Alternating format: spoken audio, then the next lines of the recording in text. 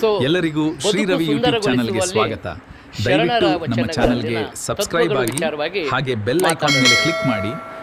So ಇಲ್ಲಿ ನಾವು ಮೊದಲನೇದಾಗಿ ಬದುಕು ಸುಂದರ ಅಂದರೆ ಏನು, ಯಾವ ರೀತಿ ಬದುಕು ಸುಂದರ? ಕೆಲವರಿಗೆ ಈ ಬದುಕನ್ನು ಸುಂದರಗೊಳಿಸುವಂಥದ್ದು ಬೇರೆ ಬೇರೆ. ಕೆಲವರಿಗೆ ಮೋಜು ಮಸ್ತಿಯಲ್ಲಿ ಕಳೆಯೋದೇ ಈ ನನ್ನ ಬದುಕು ಸುಂದರ ಅಂತ ಇರ್ತಾರೆ. ಇನ್ನು ಕೆಲವರಿಗೆ ವಿದೇಶ ಪ್ರವಾಸ, ಒಟ್ಟಾರೆ ಪ್ರವಾಸ ಮಾಡೋದೇ ನನ್ನ ಬದುಕು ಸುಂದರ ಅನ್ನುವಂಥದ್ದು. ಇನ್ನು ಕೆಲವರಿಗೆ ಬೇರೆ ಬೇರೆ ಹವ್ಯಾಸಗಳಲ್ಲಿ, ಅದನ್ನು ಹವ್ಯಾಸ ಅಂದರೆ ಇಲ್ಲಿ ಒಳ್ಳೆಯ ಹವ್ಯಾಸಗಳು ಬರ್ತವೆ, ಹಾಗೆ ದುರಭ್ಯಾಸಗಳು ಕೂಡ ಬರ್ತವೆ. ಸೊ ಅದರಲ್ಲೇ ತಮ್ಮ ತಮ್ಮ ಬದುಕು ಸುಂದರ ಅನ್ನುವಂಥ ರೀತಿಯಲ್ಲಿ ಅವರವರ ಯೋಚನೆ, ಅವರವರ ಯೋಜನೆ, ಅವರವರ ಬುದ್ಧಿಯ ಶಕ್ತಿಯ ಮೇಲೆ ಕೆಲವರು ತಮ್ಮ ಬದುಕನ್ನು ಸುಂದರಗೊಳಿಸಲಿಕ್ಕೆ ಬೇರೆ ಬೇರೆ ಕಾರ್ಯಗಳಲ್ಲಿ ನಿರತರಾಗಿರ್ತಾರೆ. ಅಂದರೆ ಈ ಬದುಕನ್ನು ಅವರವರ ದೃಷ್ಟಿಕೋನದಲ್ಲಿ ಅವರು ಸೌಂದರ್ಯ ಅಂತ ಇರ್ತಾರೆ ಹೇಳ್ಬೋದು. ಆದರೆ ನಿಜವಾದಂಥ ಬದುಕಿನ ಸೌಂದರ್ಯ ಎಲ್ಲಿ ಅಡಗಿದೆ ಅನ್ನುವಂಥದ್ದನ್ನು ವಿಚಾರ ಮಾಡಿದಾಗ ಬಹುಶಃ ನೀವೆಲ್ಲರೂ ಕೂಡ ಇಲ್ಲಿ ಸೇರಿದ್ದೀವಿ ಅನ್ನುವಂಥ ಒಂದು ಉದ್ದೇಶವನ್ನು ತೆಗೆದುಕೊಂಡಾಗ ಕಾವ್ಯಶಾಸ್ತ್ರ ವಿನೋದೇನ ಕಾಲೋ ಗಚ್ಚತಿ ಧೀಮತಾಮ್ ಅಂತ ಒಂದು ಮಾತು ಬರುತ್ತೆ.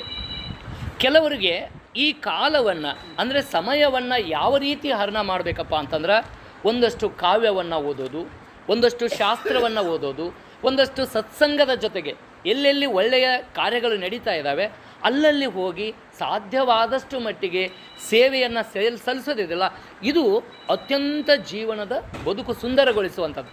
ಬಹುಶಃ ತಮ್ಮ ಒಂದು ಟೈಟಲ್ಲೇ ಹಿರಿಯ ನಾಗರಿಕರ ಸೇವಾ ಸಂಸ್ಥೆ. ನೋಡಿ, ಸೇವೆ ಅನ್ನುವಂಥದ್ದಕ್ಕೆ ಭಾಳ ದೊಡ್ಡ ಅರ್ಥವಿದೆ.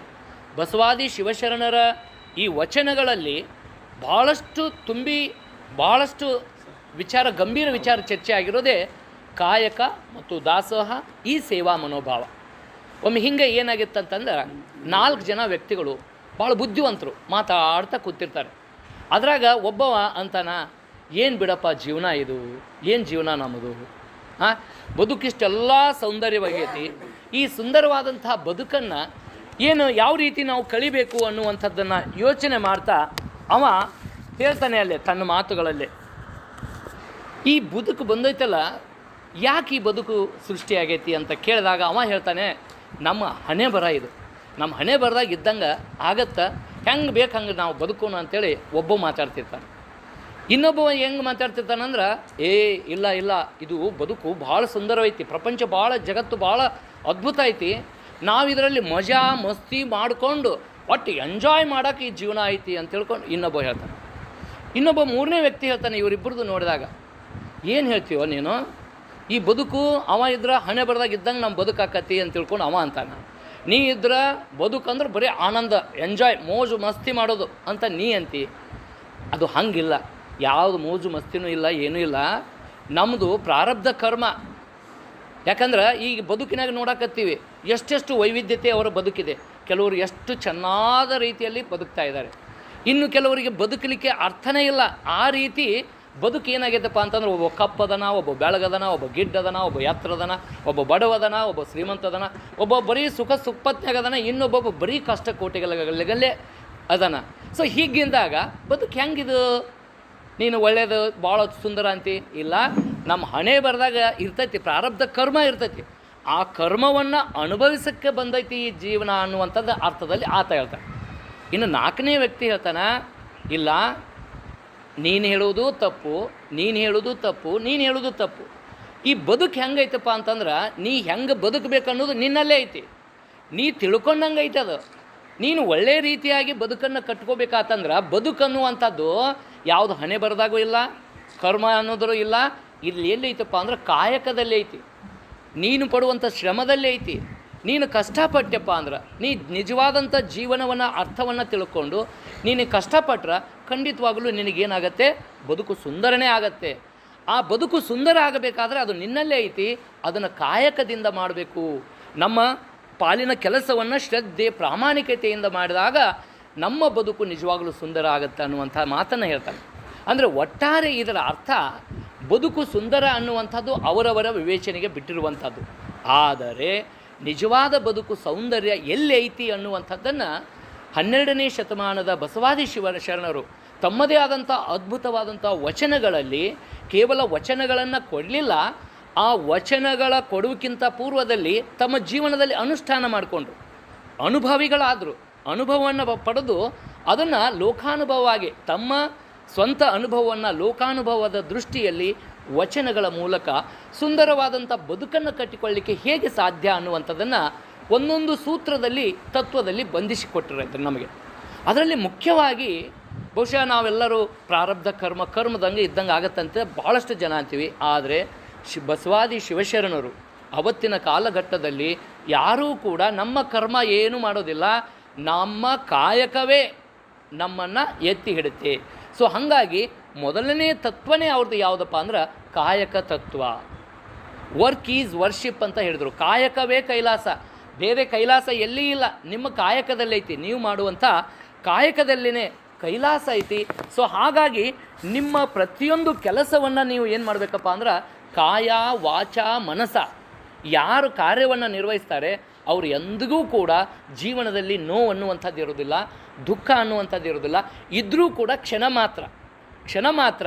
ಸೊ ಹಾಗಾಗಿ ನಿಜವಾದ ಜೀವನದ ಅನುಭವ ಸುಖ ನಮಗೆ ಸಿಗಬೇಕಾದ್ರೆ ನನ್ನ ಕಾಯಕದಲ್ಲಿ ನಾನು ಸಂತೃಪ್ತಿ ಪಡಬೇಕು. ನನ್ನ ಯಾವುದೇ ಕಾಯಕ ಇರಲಿ, ಆ ಕಾಯಕದಲ್ಲಿ ಮೇಲು ಕೀಳು ಅನ್ನುವಂಥದ್ದಿಲ್ಲ. ಇವತ್ತೊಂದು ಕಸ ಗುಡಿಸುವಂಥ ಕಾಯಕ ಇದ್ದರೂ ಕೂಡ ಆ ಕಾಯಕದಲ್ಲಿ ನನ್ನನ್ನೇ ನಾನು ತೊಡಗಿಸಿಕೊಂಡು ಆ ಕಾಯಕಕ್ಕೆ ನ್ಯಾಯವನ್ನು ಒದಗಿಸಿಕೊಡ್ಬೇಕು ನಾನು. ಸೊ ಆ ನಿಟ್ಟಿನಲ್ಲಿ ನಾನು ಮಾಡುವಂಥ ಕಾಯಕದಲ್ಲಿ ನಿಜವಾದಂಥ ಕೈಲಾಸ ಇದೆ. ಸೊ ಹಾಗಾಗಿ ನಮ್ಮ ಕಾಯಕ ತತ್ವದ ಮೂಲಕ ಪ್ರತಿಯೊಬ್ಬರು ಬದುಕನ್ನು ಸುಂದರಗೊಳಿಸ್ಕೋಬೋದು ಅನ್ನುವಂಥ ಮಾತನ್ನು ಹೇಳ್ತಾರೆ. ಇನ್ನೊಂದು ಕಡೆ ಹೇಳ್ತಾರೆ, ದೇಹವನ್ನು ದಂಡಿಸಿ ದೇವರನ್ನು ಕಾಣು. ನೀನು ನಿಜವಾದ ದೇವರನ್ನು ಕಾಣೋದೇ ಇತ್ತಪ್ಪ ಅಂದ್ರೆ ಮೊದಲು ನಿನ್ನ ದೇಹವನ್ನು ದಂಡಿಸು. ನೀನಿಲ್ಲಿ ಹರಾಮ್ ತಿನ್ನಕ್ಕೆ ಬಂದಿಲ್ಲ. ಯಾವತ್ತಿಗೂ ಕೂಡ ಶ್ರಮದಿಂದ ನಿನ್ನ ಶ್ರಮ ಸಂಸ್ಕೃತಿಯಿಂದನೇ ನೀನು ಉಣ್ಣಬೇಕು ಹೊರತು ಇನ್ಯಾರೋ ಮಾಡಿದ್ದನ್ನು ಇನ್ಯಾರೋ ಗಳಿಸಿಟ್ಟಿದ್ದನ್ನು ತಿನ್ನಲಿಕ್ಕೆ ನೀನಿಲ್ಲ. ಈಗ ನಾವೆಲ್ಲ ಚರ್ಚೆ ಮಾಡ್ತಾಯಿದ್ವಿ ಆಗಲೇ. ನಾವು ಇವತ್ತು ತೆಲಂಗಾಣದ ಒಂದು ಉದಾಹರಣೆಯನ್ನು ನೀವು ಇಲ್ಲಿ ಪತ್ರಿಕೆಯಲ್ಲಿ ಬಂದಿದ್ದನ್ನು ಪ್ರಸ್ತಾಪ ಮಾಡಿದ್ವಿ. ಇವತ್ತು ಹಿರಿಯರ ಬದುಕು ಯಾವ ರೀತಿ ಇದೆ. ಇವತ್ತು ಎಷ್ಟೋ ಮಕ್ಕಳು ತಾವು ದುಡಿದು ತಂದೆ ತಾಯಿ ಸಾಕೋದು ಬಿಟ್ಟು ತಂದೆ ತಾಯಿ ದುಡಿದಿದ್ರಲ್ಲೇ ಜೀವನವನ್ನು ನಡೆಸಿ ಆರಾಮ್ ಜೀವನವನ್ನು ಮಾಡಕತ್ತಾರ.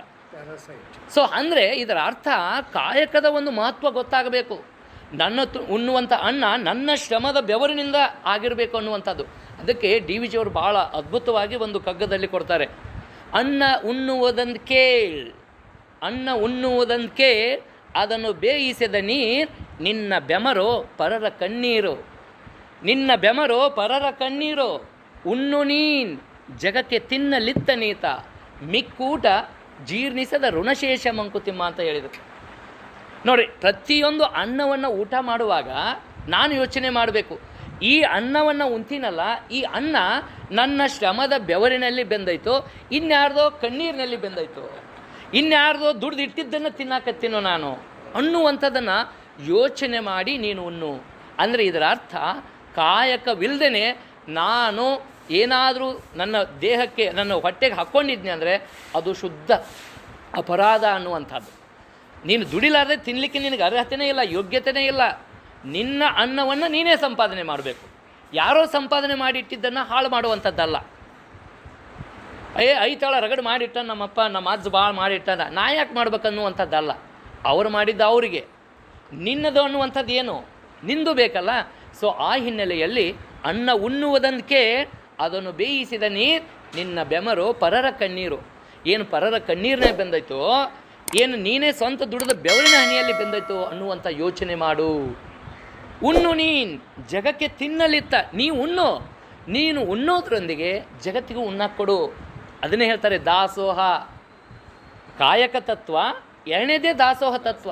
ಅಂದರೆ ಕಾಯಕ ಮತ್ತು ದಾಸೋಹ ಒಂದೇ ನಾಣ್ಯದ ಎರಡು ಮುಖ ಇದ್ದಂಗೆ, ಒಂದನ್ನು ಬಿಟ್ಟು ಒಂದಿಲ್ಲ. ಯಾವಾಗ ನಾವು ಕಾಯಕ ಮಾಡ್ತೀವಿ, ಆ ಕಾಯಕ ಮಾಡಿದ್ದು ಪ್ರತಿಫಲ ಐತಲ್ಲ, ಅದು ನನ್ನೊಬ್ಬನಿಗೆ ಅಲ್ಲ, ಎಲ್ಲರಿಗೂ ಕೂಡ. ಈಗ ನಿಮ್ಮ ಒಂದು ಸೇವಾ ಸಂಸ್ಥೆಯಲ್ಲಿ ತಾವೆಲ್ಲರೂ ಕೂಡ ತಮ್ಮ ಶ್ರಮ ಸಂಸ್ಕೃತಿಯಿಂದ ಇಲ್ಲಿ ಒಂದಷ್ಟು ಸೇವೆಯನ್ನು ಮಾಡ್ತಾ ಇದ್ದಲ್ಲ, ಇದು ಕೂಡ ಒಂದು ರೀತಿಯಾದಂಥ ದಾಸೋಹನೇ. ಸೊ ಹಾಗಾಗಿ ನಿನ್ನ ಕಾಯಕವನ್ನು ಮಾಡುವಾಗ ನೀನು ಈ ಒಂದು ಪ್ರಜ್ಞೆಯಿಂದ ಉಣ್ಣು ನೀನು ಜಗಕ್ಕೆ ತಿನ್ನಲಿತ್ತ ನೀನು ಮಿಕ್ಕೂಟ ಜೀರ್ಣಿಸಿದ ಋಣಶೇಷ. ಮುಂದೆ ಏನು ನೀನು ಹೆಚ್ಚಿಗೆ ಈಗ ಅನ್ನ ಆಯ್ತು ಅಂತೇಳಿ ಎಲ್ಲವನ್ನು ನಾನು ಉಂಡುಬಿಟ್ನೆ ಅಂದರೆ ಏನಾಗುತ್ತೆ, ಅದು ಜೀರ್ಣ ಆಗೋದಿಲ್ಲ, ಅಜೀರ್ಣ ಆಗುತ್ತೆ. ಸೊ ಅದು ಜೀವನವೂ ಅಷ್ಟೇ. ನಾವು ನಮಗೆ ಎಷ್ಟು ಶಕ್ತಿ ಐತೆ ಅಷ್ಟೇ ನಾವು ಸಂಪಾದನೆ ಮಾಡಬೇಕು. ಮಿಕ್ಕ ಏನು ಭಾಳ ಅತಿ ಸಂಪಾದನೆ ಮಾಡಿ ಬಂದರೆ ಅದು ಹೆಂಗೆ ಹೋಗಬೇಕೋ ಹಂಗೆ ಹೋಗುತ್ತೆ ಅದು. ಸೊ ಹಾಗಾಗಿ ಉಣ್ಣು ನೀನು ಜಗಕ್ಕೆ ತಿನ್ನಲಿತ್ತನೀತ ಮಿಕ್ಕೂಟ ಜೀರ್ಣಿಸಿದ ಋಣಶೇಷ, ಅದು ಜೀರ್ಣನೇ ಆಗೋದಿಲ್ಲ. ಈ ಪ್ರಜ್ಞೆಯಿಂದ ಕಾಯಕವನ್ನು ಮಾಡು ಅನ್ನುವಂಥ ಮಾತನ್ನು ಹೇಳ್ತಾರೆ. ಸೊ ಇನ್ನೊಂದು ಕಡೆ ಹೇಳ್ತಾರೆ, ಆಯ್ದಕ್ಕಿ ಮಾರಯ್ಯ ಅನ್ನುವಂಥವನು ಕಾಯಕದಲ್ಲಿ ನಿರತವಾದಡೆ ಗುರುವಾದರೂ ಮರಿಬೇಕು, ಲಿಂಗವಾದರೂ ಮರಿಬೇಕು, ಜಂಗಮವಾದರೂ ಮರಿಬೇಕು ಅಂತ ಹೇಳ್ತಾರೆ. ಅಂದರೆ ನಾನು ಒಂದು ಕಾಯಕದಲ್ಲಿ ಶ್ರದ್ಧೆಯಿಂದ ನಾನು ಕೆಲಸ ಮಾಡಕತ್ತೀನಿ ಅಂದಾಗ ಆ ಕಾಯಕಕ್ಕೆ ನ್ಯಾಯವನ್ನು ಕೊಡಬೇಕು, ಆ ಕಾಯಕದಲ್ಲಿ ಪ್ರಾಮಾಣಿಕತೆ ಇರಬೇಕು, ಆ ಕಾಯಕದಲ್ಲಿ ಸೇವಾ ನಿಷ್ಠತೆ ಇರಬೇಕು, ಆ ಕಾಯಕದಲ್ಲಿ ಬದ್ಧತೆ ಇರಬೇಕು. ನಿನಗೆ ಕೊಟ್ಟಂಥ ಕೆಲಸಕ್ಕೆ ಯಾರೂ ಬೆರಳು ಮಾಡಿ ತೋರಿಸೋದಂಗಿಲ್ಲ. ನಿನಗೇನು ಕೆಲಸ ಐತಲ್ಲ ಆ ಕೆಲಸವನ್ನು ಇದು ಹಿಂಗ್ಯಾಕೆ ಮಾಡಿ ಇಲ್ಲಿ ತಪ್ಪು ಮಾಡಿ ಅನ್ನುವಂಥದ್ದಲ್ಲ, ನನ್ನ ಪ್ರಜ್ಞೆ ಬರಬೇಕದು. ನಾನು ಕೊಟ್ಟಿರುವಂಥ ಕೆಲಸಕ್ಕೆ ನಾನು ಎಷ್ಟರ ಮಟ್ಟಿಗೆ ನ್ಯಾಯವನ್ನು ಒದಗಿಸ್ತಾ ಇದ್ದೀನಿ ಅನ್ನುವಂಥದ್ದನ್ನು ತಿಳ್ಕೊಂಡು ಪ್ರಾಮಾಣಿಕವಾಗಿ ಕೆಲಸವನ್ನು ಮಾಡಬೇಕು. ಪ್ರಾಮಾಣಿಕತೆ ಭಾಳಷ್ಟು ಮುಖ್ಯ ಅನ್ನುವಂಥದ್ದು ಶರಣರ ತತ್ವದಲ್ಲಿ ನಾವು ನೋಡ್ತಾ ಇದ್ದೀವಿ. ಅದಕ್ಕೆ ಆಯ್ದಕ್ಕಿ ಮಾರಯ್ಯನವರು ಹೇಳ್ತಾರೆ, ಕಾಯಕದಲ್ಲಿ ನಿರತನಾದಡೆ ಗುರುವಾದರೂ ಮರೆಯಬೇಕು, ಲಿಂಗವಾದರೂ ಮರೆಯಬೇಕು, ಜಂಗಮ ಮುಂದಿದ್ದರೂ ಹಂಗು ಹರಿಯಬೇಕು, ಕಾಯಕವೇ ಕೈಲಾಸವಾದ ಕಾರಣ ಅಮರೇಶ್ವರ ಲಿಂಗವಾಯುತ್ತ ಆದರೂ ಕಾಯಕದೊಳಗು ಅನ್ನುವಂಥದ್ದು ಇವರ ಒಂದು ಈ ವಚನದಲ್ಲಿ ಕಟ್ಟಿಕೊಟ್ಟಂತೆ ನಮಗೆ ಈ ಕಾಯಕದಲ್ಲಿ ನಿರತವಾದ ಸಂದರ್ಭದಲ್ಲಿ ನಮ್ಮ ಪ್ರಜ್ಞೆ ಎಲ್ಲಿರಬೇಕಂದ್ರೆ ಆ ಕಾಯಕದ ಒಳಗಡೆನೇ ಇರಬೇಕು, ಹೊರತು ಅನ್ಯ ವಿಚಾರಗಳ ಕಡೆಗೆ ನಮ್ಮ ಮನಸ್ಸು ಹೋಗಬಾರ್ದು, ಆ ಕಾಯಕದಲ್ಲಿ ಲೀನವಾಗಬೇಕು ಅನ್ನುವಂಥದ್ದನ್ನು ಭಾಳ ಅದ್ಭುತವಾಗಿ ನಮಗೆ ಕಲಿಸ್ಕೊಡ್ತಾ ಇದ್ದಾರೆ. ಜೊತೆಗೆ ಶಿವಾನುಭವ ಈ ಶಾಸ್ತ್ರದಲ್ಲಿ ಕಾಯಕ ಎಂಬುದು ಭಾಳ ಒಂದು ವಿಶಿಷ್ಟವಾದಂಥ ಅರ್ಥವನ್ನು ಪಡ್ಕೊಂಡೈತಿ. ಕಾಯಕ ಅನ್ನುವಂಥದ್ದು ನಮ್ಮ ಒಂದು ಸಾಮರ್ಥ್ಯ ಅಥವಾ ನನ್ನ ಒಂದು ಅಭಿವೃದ್ಧಿ ನನ್ನ ಕಾಯಕದ ಮೇಲೆ ನಿಂತೈತಿ. ನಾನು ಕಾಯಕವನ್ನು ಶ್ರದ್ಧೆಯಿಂದ ಪ್ರಾಮಾಣಿಕತೆಯಿಂದ ಮಾಡ್ದಂಗೆ ನನಗೆ ಆಟೋಮೆಟಿಕ್ ಆಗಲಿ ನನ್ನ ಜೀವನ ಏನಾಗುತ್ತೆ, ಒಂದಷ್ಟು ಸುಂದರವಾಗತ್ತೆ. ಏನು ದುಡಿಲಿಕ್ಕಂದ್ರೆ ಇದ್ದಿದ್ದನ್ನು ದಿನ ಖರ್ಚು ಮಾಡ್ಕೋತಾ ಹಾಳು ಮಾಡ್ಕೋತಾ ಹೋದ್ರೆ ಎಲ್ಲಿ ಸಾಧ್ಯ ಆಗುತ್ತೆ? ಈಗ ನೋಡ್ತೀವಿ ನಾವು ಭಾಳಷ್ಟು ಕುಟುಂಬಗಳು ದುಡಿತಾರೆ, ಏನು ಸಿಕ್ಕಾಪಟ್ಟೆ ದುಡಿತಾರೆ. ಆ ದುಡಿದಿದ್ದರಲ್ಲಿ ಮುಕ್ಕಾಲು ಭಾಗ ಏನು ಮಾಡ್ತಾರೆ, ದುರ್ವ್ಯಸನಕ್ಕೂ ಇನ್ಯಾವುದೋ ಒಂದು ದುಶ್ಚಟಕ್ಕೂ ಅದನ್ನು ಹಾಳು ಮಾಡ್ಕೊಂಡ್ಬಿಡ್ತಾರೆ. ಕೇವಲ ಹಣ ಅಷ್ಟೇ ವ್ಯಯ ಆಗೋದಿಲ್ಲ, ಅವರ ಶರೀರವೂ ಕೂಡ ಏನಾಗುತ್ತೆ, ನಾಶವಾಗಿ ಹೋಗುವಂಥ ಸಂದರ್ಭಗಳನ್ನು ನೋಡ್ತಾ ಇದ್ದಾಗ ಅವರೆಲ್ಲರಿಗೂ ಕೂಡ ಕಾಯಕದ ಮಹತ್ವದ ಅರಿವು ಆಗಬೇಕು ಅನ್ನುವಂಥದ್ದು ಇಲ್ಲಿ ನಾವು ಚರ್ಚೆ ಮಾಡ್ಬೋದು. ಸೊ ಹಾಗಾಗಿ ಮಾದಾರ ದೂರಯ್ಯ ಅನ್ನುವಂಥ ಒಬ್ಬ ಶರಣ ಬರಿತಾನೆ, ಸತ್ಯ ಶುದ್ಧ ಕಾಯಕ ಮಾಡಿ ತಂದು ವಂಚನೆ ಇಲ್ಲದೆ ಪ್ರಪಂಚವಳಿದು ಜಂಗಮಕ್ಕೆ ದಾಸೋಹ ಮಾಡುವ ಸದ್ಭಕ್ತನ ಹೃದಯದೊಳಗೆ ಅಚ್ಚುತ್ತದಂತಿಪ್ಪ ಕಾಮಧೂಳ ಧೂಳೇಶ್ವರ ಅನ್ನುವಂಥ ವಚನವನ್ನು ಮಾದಾರ ಧೂಳಯ್ಯ ಕೊಡ್ತಾನೆ. ಅಂದರೆ ನಾನು ಮಾಡುವಂಥ ಕಾಯಕದಲ್ಲಿ ಯಾವುದೇ ರೀತಿಯಾದಂಥ ಮೋಸ ಇರಬಾರ್ದು, ವಂಚನೆ ಇರಬಾರ್ದು, ಅದಕ್ಕಿಂದ ಇನ್ನೊಬ್ಬರು ಮನಸ್ಸಿಗೆ ನೋವು ಮಾಡ್ಕೊಂಡಿರಬಾರ್ದು. ಇವತ್ತು ನೀವು ಯಾವುದೇ ಕಾಯಕ ಮಾಡಿರಿ, ಒಂದು ವ್ಯಾಪಾರ ಮಾಡಿರಿ, ಮತ್ತಾವುದೋ ಒಂದು ಕೆಲಸ ಮಾಡಿರಿ, ಆ ಕೆಲಸದಲ್ಲಿ ವಂಚನೆ ಇಲ್ಲದೆ ನಿರ್ವಂಚನೆಯಿಂದ ಯಾವುದೇ ಮೋಸ ಅನ್ಯಾಯವಿಲ್ಲದೇ ಕಾಯಕವನ್ನು ಮಾಡಬೇಕು ಅನ್ನುವಂಥದ್ದು. ಒಮ್ಮೆ ಏನಾಗಿತ್ತಪ್ಪ ಅಂತಂದ್ರೆ, ಒಬ್ಬ ರೈತ ಒಂದು ಬೇಕರಿಗೆ ಪ್ರತಿನಿತ್ಯ ಬೆಣ್ಣೆಯನ್ನು ಕೊಡ್ತಾ ಇರ್ತಾನೆ. ಬೆಣ್ಣೆ ಸರ್ ಪ್ರತಿನಿತ್ಯ 1 kg ಬೆಣ್ಣೆ ಕೊಡ್ತಿರ್ತಾನೆ. ಹೀಗೆ 10 ವರ್ಷ ಆತ ರೈತ ಏನು ಮಾಡ್ತಾನೆ, ಪ್ರತಿನಿತ್ಯ ಬಂದು ಆ ಅಂಗಡಿಗೆ ಬೆಣ್ಣೆ ಕೊಟ್ಟು ಅಷ್ಟೇ ಪ್ರಮಾಣದ ಒಂದಷ್ಟು ಮೊಮ್ಮಕ್ಕಳಿಗೆ ಬ್ರೆಡ್ಡು ಸ್ವೀಟು ತೊಗೊಂಡು ಹೋಗ್ತಿರ್ತಾನೆ. ಪ್ರತಿದಿನ ಬೆಣ್ಣೆ ಕೊಡೋದು, ಮಕ್ಕಳಿಗೆ ಏನಾದ್ರು ಮೊಮ್ಮಕ್ಕಳಿಗೆ ತಿನ್ನೋಕೆ ಇರಲಿ ಅಂತ ತಿಳ್ಕೊಂಡು ಅಷ್ಟೇ ತೂಕದ ಬ್ರೆಡ್ಡು ಅದನ್ನು ತೊಗೊಂಡು ಹೋಗ್ತಿದ್ದ. ಒಮ್ಮೆ ಏನಾಗಿತ್ತು, ಈ ವ್ಯಾಪಾರ ಮಾಡುವಂಥವ ಬೇಕ್ರಿ ಮಾಲಕ ಬೆಣ್ಣೆಯರ ತೂಕ ಮಾಡೋನ್ ತಡೀರಿ ಎಷ್ಟೈತೆ ಅಂತೇಳಿ ನೋಡ್ಬೇಕಂತ ತಿಳ್ಕೊಂಡು ಪ್ರತಿನಿತ್ಯ 1 kg ಬೆಣ್ಣೆ ತೊಗೋತಿದ್ದ. ಅವತ್ತು ತೂಕ ಮಾಡಿದಾಗ ಅದು 900 ಗ್ರಾಮ್ ಇತ್ತು. 900 ಗ್ರಾಮ್ ಇದ್ದಾಗ ಈ ವ್ಯಾಪಾರಿ, ನಾನು ರೈತ ಭಾಳ ಪ್ರಾಮಾಣಿಕವಾಗಿ ನನಗೆ 1 kg ಬೆಣ್ಣೆ ಕೊಡ್ತಾನಂತ ತಿಳ್ಕೊಂಡಿದ್ದೆ, ಇವೇನು ಮಾಡಾಕತ್ತಾನ, ನನಗೆ 900 ಅಂದರೆ ಪ್ರತಿದಿನ 100 ಗ್ರಾಮ್ ನನಗೇನಾಯಿತು ಲಾಸ್ ಮಾಡಿದ. ಹಿಂಗೆ 16 ವರ್ಷದಿಂದ ಇವ ಕೊಡಕತ್ತಾನ. ಹಂಗಾರೆ ನನಗೆ ಎಷ್ಟು ಲಾಸ್ ಮಾಡ್ಯಾನಂತ ತಿಳ್ಕೊಂಡು ಅವ ಹಂಗೆ ಸುಮ್ಮ ಬಿಡೋದಿಲ್ಲ, ಇವನು ಕೋರ್ಟಿಗೆ ಎಳೆದು ಇವನು ಶಿಕ್ಷೆ ಕೊಡಿಸ್ಬೇಕಂತ ತಿಳ್ಕೊಂಡು ಏನು ಮಾಡ್ತಾನೆ, ಒಬ್ಬ ನ್ಯಾಯಾಧೀಶ ವಕೀಲನ ಹಿಡ್ಕೊಂಡು ಕೋರ್ಟಿಗೆ ಕೇಸ್ ಹಾಕ್ತಾನೆ. ಕೋರ್ಟಿಗೆ ಕೇಸ್ ಹಾಕಿ ಅವ್ನು ಕರ್ಕೊಂಬರ್ತಾರೆ. ರೈತ ಬರ್ತಾನೆ, ಏನು ನಿಮ್ಮದು ವಾದ ವಿವಾದ ನಡೀತೈತಿ. ಆಗ ಇವ ಹೇಳ್ತಾನೆ, ವ್ಯಾಪಾರಿ, ನಾನು ಪ್ರತಿನಿತ್ಯ ಅವನು ನನಗೆ 1 kg ಬೆಣ್ಣೆ ಕೊಡ್ತಿದ್ದ, ಆದರೆ 1 kg ಬೆಣ್ಣೆಯನ್ನು ನಾನು ಇವತ್ತೇನೋ ನನಗೆ ಒಂದು ಅಪನಂಬಿಕೆ ಬಂತು ಅವನ ಮೇಲೆ, ತೂಕ ಮಾಡಿದರೆ 900 ಗ್ರಾಮ್ ಇತ್ತು. ಸೊ ಹಾಗಾಗಿ 16 ವರ್ಷದಿಂದ ಇವನು ನನಗೆ ಮೋಸ ಮಾಡ್ತಾ ಇದ್ದಾನೆ, ಅದಕ್ಕಾಗಿ ಇವನಿಗೆ ಕಠಿಣ ಶಿಕ್ಷೆ ಕೊಡ್ರಿ ಅಂದಾಗ ಆಯ್ತು ಅಂತ ತಿಳ್ಕೊಂಡು ಯೋಚನೆ ಮಾಡಿ ಅವನ ಪರ ವಾದ ವಿಚಾರ ಮಾಡಿ ನಂತರ ರೈತನ ಕಟಕಟೆ ಮೇಲೆ ನಿಲ್ಲಿಸಿದಾಗ ಪಾಪ ಮುಗ್ಧ ರೈತ ಆತ ಹೇಳ್ತಾನೆ, ಸ್ವಾಮಿಗಳೇ ನನಗೇನೂ ಗೊತ್ತಿಲ್ಲ, ಪ್ರತಿನಿತ್ಯ 1 kg ನಾನು ಬೆಣ್ಣೆಯನ್ನು ಕೊಡಬೇಕು, ನಾನು ಕೊಟ್ಟಿದ್ದೀನಿ, ನನ್ನ ಹತ್ರ ತಕ್ಕಡಿ ಮಾತ್ರ ಐತಿ, ನನ್ನ ಹತ್ರ ಅದಕ್ಕೆ ಬೇಕಾದಂಥ 1 kg ಕಲ್ಲು ಇರಲಿಲ್ಲ. ಆದರೆ ನಾನೇನು ಮಾಡ್ತಾ ಇದ್ದೆ ಅಂದರೆ ಪ್ರತಿನಿತ್ಯ ನಾನು 1 kg ಬೆಣ್ಣೆ ಕೊಟ್ಟು ಹೋದ್ಮೇಲೆ 1 kg ಅಷ್ಟು ನಾನೇನು ಮಾಡ್ತಿದ್ದೆ, ಬ್ರೆಡ್ಡು ಮತ್ತು ಸ್ವೀಟನ್ನು ಅವನ ಕಡೆನ ತೂಕ ಮಾಡಿ ತೊಗೊಂಡು ಹೋಗ್ತಿದ್ದೆ. ತೊಗೊಂಡೋಗಿ ನಾನೇನು ಮಾಡ್ತಿದ್ದೆ, ಇದನ್ನೇ ತಕ್ಕಡಿಯಲ್ಲಿಟ್ಟು ಇನ್ನೊಂದು ಕಡೆ ಬೆಣ್ಣೆ ಇಟ್ಟು ತೂಕ ಮಾಡಿ ಕೊಡ್ತಿದ್ದೆ. ಹಾಗಾದರೆ ನನಗೆ ಪ್ರತಿನಿತ್ಯ ಕೊಡುವಂಥ ಈ ಸ್ವೀಟ್ ಆಗಿರ್ಬೋದು, ಬ್ರೆಡ್ ಆಗಿರ್ಬೋದು, ಅದು ನನಗೆ ಗೊತ್ತಿಲ್ಲ, 1 kg ಇತ್ತ ಎಷ್ಟು ಗೊತ್ತಿಲ್ಲ. ಆವಾಗ ಅದನ್ನು ತೊಗೊಂಬಂದು ತೂಕ ಮಾಡಿದ್ರೆ ಅದು ಎಷ್ಟು ಇರ್ತೈತಪ್ಪ ಅಂದ್ರೆ 900 ಗ್ರಾಮು ಆ ಇವ ಕೊಟ್ಟಿರುವಂಥ ವಸ್ತು ಇರುತ್ತೆ. ಏನು ಸ್ವೀಟು ಬ್ರೆಡ್ ಕೊಡ್ತಿದ್ನಲ್ಲ ಅದು 900 ಗ್ರಾಮ್ ಇರ್ತೈತೆ. ಆವಾಗ ಇಲ್ಲಿ ನಾವು ಯೋಚನೆ ಮಾಡಬೇಕು, ನಿಜವಾದ ಮೋಸಗಾರ ಯಾರು, ನಿಜವಾದಂಥ ಆತ್ಮವಂಚನೆ ಮಾಡಿಕೊಂಡವನು ಯಾರು ಅನ್ನುವಂಥದ್ದನ್ನು ನೋಡಿದಾಗ ನ್ಯಾಯಾಧೀಶರು ರೈತನಿಗೆ ಶಿಕ್ಷೆ ಕೊಡುವ ಬದಲಾಗಿ ಯಾರಿಗೆ ಶಿಕ್ಷೆ ಕೊಡ್ತಾರಪ್ಪ ಅಂದ್ರೆ ಈ ವ್ಯಾಪಾರಿಗೆ ಕೊಡ್ತಾ ಇದ್ದಾನೆ. ಯಾಕೆ ವ್ಯಾಪಾರಿಗೆ ಕೊಡ್ತಾ ಇದ್ದಾರೆ ಅಂದರೆ ಈ ವ್ಯಾಪಾರಿ ಆತನಿಗೆ ಪ್ರತಿನಿತ್ಯ 1 kg ಬದಲಾಗಿ 900 ಗ್ರಾಮ್ ಕೊಟ್ಟಾನ, ಇದನ್ನು ತೂಕ ಮಾಡಿ ಅವ ತಂದಾನ. ನಿಜವಾದಂಥ ಮೋಸಗಾರ ಯಾರು ಅನ್ನುವಂಥದ್ದನ್ನು ನೋಡಿದಾಗ ನಾನೇನಾದರೂ ಮತ್ತೊಬ್ಬರಿಗೆ ಮೋಸ ಮಾಡಿನಂದರೆ ಆ ಮೋಸದ ಪ್ರತಿಫಲ ಯಾವ ರೂಪದಲ್ಲಿ ಮರಳಿ ನಮಗೆ ಸಿಗುತ್ತೆ ಅನ್ನುವಂಥದ್ದು ಇದು ಭಾಳ ನಿಜವಾದಂಥ ಒಂದು ಜಲ್ವಂತ ಸಾಕ್ಷಿ. ಅಂದರೆ ಇದೇ ರೀತಿ ನಮ್ಮ ಸಮಾಜದಲ್ಲಿ ನಡೀತಾ ಇದ್ದಾವೆ. ಬೆಕ್ಕು ಕಣ್ಣು ಮುಚ್ಕೊಂಡು ಹಾಲು ಕುಡಿದ್ರೆ ನನಗೇನು ಗೊತ್ತಿಲ್ಲ ಅಂತ ತಿಳ್ಕೊಂಡಿದ್ರೆ ತಪ್ಪದು, ಹೌದಲ್ರಿ? ನಾವು ಪ್ರತಿಯೊಂದು ಮಾಡುವಂಥ ಕೆಲಸವನ್ನು ಯಾರೂ ನೋಡದೇ ಇದ್ದರೂ ಕೂಡ ಏನಾಗುತ್ತೆ, ಮೇಲೆ ಭಗವಂತ ಒಬ್ಬ ಇದ್ದಾನೆ ಅನ್ನುವಂಥ ನಂಬಿಕೆ ಇದೆಯಲ್ಲ. ನಾನು ಆಗಲೇ ಹೇಳಿದೆ, ನಂಬಿಕೆ ಕೆಲವ್ರಿಗೆ ಅದಾನಂತರ ತಿಳ್ಕೋರಿ, ಇಲ್ಲಂತಾರೆ ತಿಳ್ಕೋರಿ, ಅದು ಏನೂ ಇಲ್ಲ. ಕೊನೆಯಲ್ಲಿ ಯಾವುದಕ್ಕೆ ನಮಗೆ ಉತ್ತರ ಇಲ್ಲೋ ಅಲ್ಲಿ ನಾವು ಏನು ತಿಳ್ಕೊಂಬರ್ತೀವಿ, ದೇವರ ಸೃಷ್ಟಿ, ಭಗವಂತದ ಆಟ. ನಮ್ಮದೇನೈತೆ ರೀ, ಎಲ್ಲ ಭಗವಂತಂದಂತೀವಿ. ಅಂದರೆ ಯಾರೂ ನೋಡದೇ ಇದ್ದರೂ ಕೂಡ ಭಗವಂತ ಅಥವಾ ಭಗವಂತನ ರೂಪದಲ್ಲಿರುವಂಥ ಆತ್ಮ, ಪರಮಾತ್ಮ ಅಂತ ಹೇಳ್ತೀವಿ. ನಮ್ಮೊಳಗಿನ ಆತ್ಮನೇ ಹೇಳುತ್ತೆ, ನಾನು ಎಷ್ಟರ ಮಟ್ಟಿಗೆ ಸರಿಯಾಗಿದ್ದೀನಿ, ನನ್ನ ಕೆಲಸದಲ್ಲಿ ಎಷ್ಟು ಪ್ರಾಮಾಣಿಕತೆಯನ್ನು ನಾನು ತೋರಿಸ್ತಾ ಇದ್ದೀನಿ, ನಾನು ಎಷ್ಟು ನಿಷ್ಠೆಯಿಂದ ಕೆಲಸ ಮಾಡ್ತಾ ಇದ್ದೀನಿ. ಈ ಒಂದು ವಿವೇಚನೆಯಿಂದ ನಮ್ಮ ಒಂದು ಕೆಲಸವನ್ನು ಮಾಡಬೇಕು ಅನ್ನುವಂಥದ್ದನ್ನು ಇಲ್ಲಿ ಮಾದಾರ ಧೂಳಯ್ಯನವರ ಈ ವಚನ ನಮಗೆ ಕಟ್ಟಿಕೊಡ್ತಾ ಇದೆ. ಸೊ ಹಾಗಾಗಿ ನಮ್ಮ ಕಾಯಕದಲ್ಲಿ ಏನಾಗಬೇಕಪ್ಪ ಅಂತಂದರೆ ಯಾವುದೇ ರೀತಿಯಾದಂಥ ಮೋಸ ವಂಚನೆ ಇಲ್ಲದೇ ಪ್ರಾಮಾಣಿಕತೆಯಿಂದ ಶ್ರದ್ಧೆಯಿಂದ ಕೊಟ್ಟ ಕೆಲಸಕ್ಕೆ ಪ್ರತಿಫಲದ ಅಪೇಕ್ಷೆ ಇಲ್ಲದೂ ಕೂಡ ಮಾಡಬೇಕು. ಇವತ್ತು ಭಾಳ ಮಂದಿ ನಮ್ಮ ಕೆಲಸ ಹೆಂಗಿರ್ತೈತೆ ಅಂದರೆ ಅಪೇಕ್ಷೆ, ಏನೋ ಅಲ್ಲೊಂದಿಷ್ಟು ಸಿಗ್ತೈತೆ ಅಂತ ತಿಳ್ಕೊಂಡು ಕೆಲಸ ಮಾಡ್ತೀವಿ. ಅದಕ್ಕಿಂತ ಬದಲಾಗಿ ಕರ್ಮನ್ನೇ ವಾಧಿಕಾರಸ್ಥೇನ ಮಾಫಲೇಸು ಕದಾಚನ, ನಿನ್ನ ಕರ್ಮ ಮಾಡು, ನಿನ್ನ ಕೆಲಸ ಮಾಡು, ಪ್ರತಿಫಲದ ಬಗ್ಗೆ ಅಪೇಕ್ಷೆ ಬೇಡ, ಅದು ಬಂದೇ ಬರುತ್ತೆ. ನಿನ್ನ ಶ್ರಮ, ನಿನ್ನಲ್ಲಿರುವಂಥ ವಿದ್ವತ್ತು, ನಿನ್ನ ನಡೆ ನುಡಿ ಇವೆಲ್ಲವುಗಳ ಮೂಲಕ ಅದು ಖಂಡಿತವಾಗಿ ನಿನಗೆ ವಾಪಸ್ ಬರುತ್ತೆ.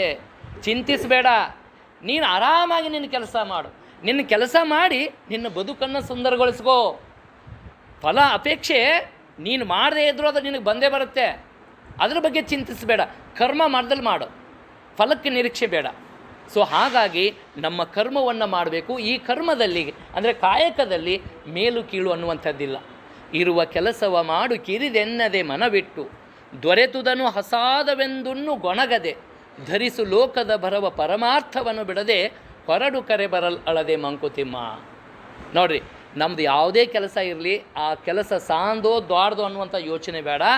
ಆ ಕೆಲಸದಲ್ಲಿ ನಂಬಿಕೆಯಿಂದ ಪ್ರಾಮಾಣಿಕತೆಯಿಂದ ನಿನಗೆ ಕೊಟ್ಟಂಥ ಕೆಲಸವನ್ನು ಮಾಡು. ಅದು ಹೇಗೆ, ಧರ್ಮ ಮಾರ್ಗದಲ್ಲಿ ಯಾವುದೇ ಅನ್ಯಾಯ, ಅನೀತಿ, ವಂಚನೆ ಇವು ಯಾವುದೂ ಇಲ್ಲದೇ ಪ್ರಾಮಾಣಿಕವಾಗಿ ಮಾಡಿದೆ ಅಂದ್ರೆ. ನೋಡಿರಿ, ನಾವು ಒಂದು ಒಳ್ಳೆಯ ಕೆಲಸ ಮಾಡಕತ್ತೀವಿ ಅಂದಾಗ ಆ ಕೆಲಸ ಮಾಡಿದ ಖುಷಿ ಇರ್ತೈತಲ್ಲ, ಅದು ನಮ್ಮನ್ನು ಎಷ್ಟು ಈಗೆಲ್ಲ ಬಂದು ಇವತ್ತು ಸೇರಿದ್ದೀವಿ, ಇದು ಎಷ್ಟು ನಮಗೆ ಸಂತೋಷ ಕೊಡ್ತದಂದ್ರೆ ನಮ್ಮ ಆಯುಷ್ಯವನ್ನು ಮತ್ತಷ್ಟು ವೃದ್ಧಿ ಮಾಡುತ್ತಿಲ್ಲ. ಇಂಥ ಎಲ್ಲ ಬಂದು ಸ್ನೇಹಿತರನ್ನು ಮತ್ತೆ ಭೇಟಿಯಾಗಿ ಸೇರೋದಿದೆಯಲ್ಲ, ಇದು ಒಂದು ಆಯುಷ್ಯವನ್ನು ವೃದ್ಧಿ ಮಾಡುವಂಥ ಕೆಲಸ ಇದು. ಅಂದರೆ ನಮ್ಮ ಮನಸ್ಸು ಎಷ್ಟು ಸಂತುಷ್ಟವಾಗಿರ್ತೈತಿ ಅಷ್ಟು ನಮ್ಮ ಆಯುಷ್ಯ ಹೆಚ್ಚಾಗತ್ತೆ. ಬಹುಶಃ ನೀವೆಲ್ಲರೂ ಕೂಡ ಅಂಥ ಒಂದು ಸಂತೃಪ್ತ ಬದುಕು, ಸುಂದರ ಬದುಕಿನಲ್ಲಿ ನಿಮ್ಮ ಜೀವನವನ್ನು ಕಟ್ಟಿಕೊಂಡಿದ್ದ ಪ್ರತಿಫಲವೇ ಇವತ್ತು ನೀವು 90, 100ರ ಹತ್ತತ್ರ ಬರ್ತಾ ಇದ್ದೀರಿ ಅಂದರೆ ನಿಜವಾಗ್ಲೂ ಏನೂ ಅಲ್ಲ, ಬಸವಾದಿ ಶಿವಶರಣರ ಒಂದು ಕಾಯಕ ತತ್ವವನ್ನು ನೀವೆಲ್ಲರೂ ಕೂಡ ಜೀವನದಲ್ಲಿ ಅಳವಡಿಸಿಕೊಂಡಿರಲ್ಲ. ನಿಮ್ಮಂತೆ ಇವತ್ತಿನ ಯುವ ಪೀಳಿಗೆ ಶರಣರ ಇಂಥ ಒಂದು ಕಾಯಕ ತತ್ವವನ್ನು ನಮ್ಮ ಜೀವನದಲ್ಲಿ ಅಳವಡಿಸಿಕೊಂಡ್ರೆ ನಮ್ಮ ಬದುಕು ಸುಂದರ ಆಗುತ್ತೆ ಅನ್ನೋದಕ್ಕೆ ನೀವೆಲ್ಲರೂ ಕೂಡ ಇರುವಂಥದ್ದು, ಇಂಥ ಒಂದು ಕಾರ್ಯದಲ್ಲಿ ಭಾಗಿಯಾಗಿರುವಂಥದ್ದು, ಇಂಥ ಒಂದು ಸೇವೆಯನ್ನು ಇಡೀ ವಯಸ್ಸಿನಲ್ಲಿಯೂ ಕೂಡ ಮಾಡುವಂಥ ಉತ್ಸಾಹ ಇದೆಯಲ್ಲ, ನಿಮ್ಮ ಉತ್ಸಾಹ ಹೆಂಗಿದೆ ಅಂದರೆ ಕುವೆಂಪು ಅವರು ಅಂತ ಹೇಳ್ತಾರೆ, ಉತ್ಸಾಹ ಅನ್ನುವಂಥದ್ದು ಹುಲ್ಲಿಗೆ ಹತ್ತಿದ ಕಾವಾಗಬಾರ್ದು, ಕಲ್ಲಿದ್ದಿಲ್ಲನ್ನು ಕಾವಾಗಬೇಕಂತಾರೆ. ಒಂದು ಹುಲ್ಲಿಗೆ ಏನಾದರೂ ಬೆಂಕಿ ಹತ್ತಿದ್ರೆ ಆಗ ಆರಿ ಬಿಡ್ತೈತೆ ಅದು. ಆದರೆ ನಮ್ಮ ಉತ್ಸಾಹ ಹೆಂಗಿರ್ಬೇಕಂದ್ರೆ ನಿರಂತರವಾಗಿರಬೇಕು, ಚಿಲುಮೆಯಂತೆ ಚಿಮ್ತಾ ಇರಬೇಕು.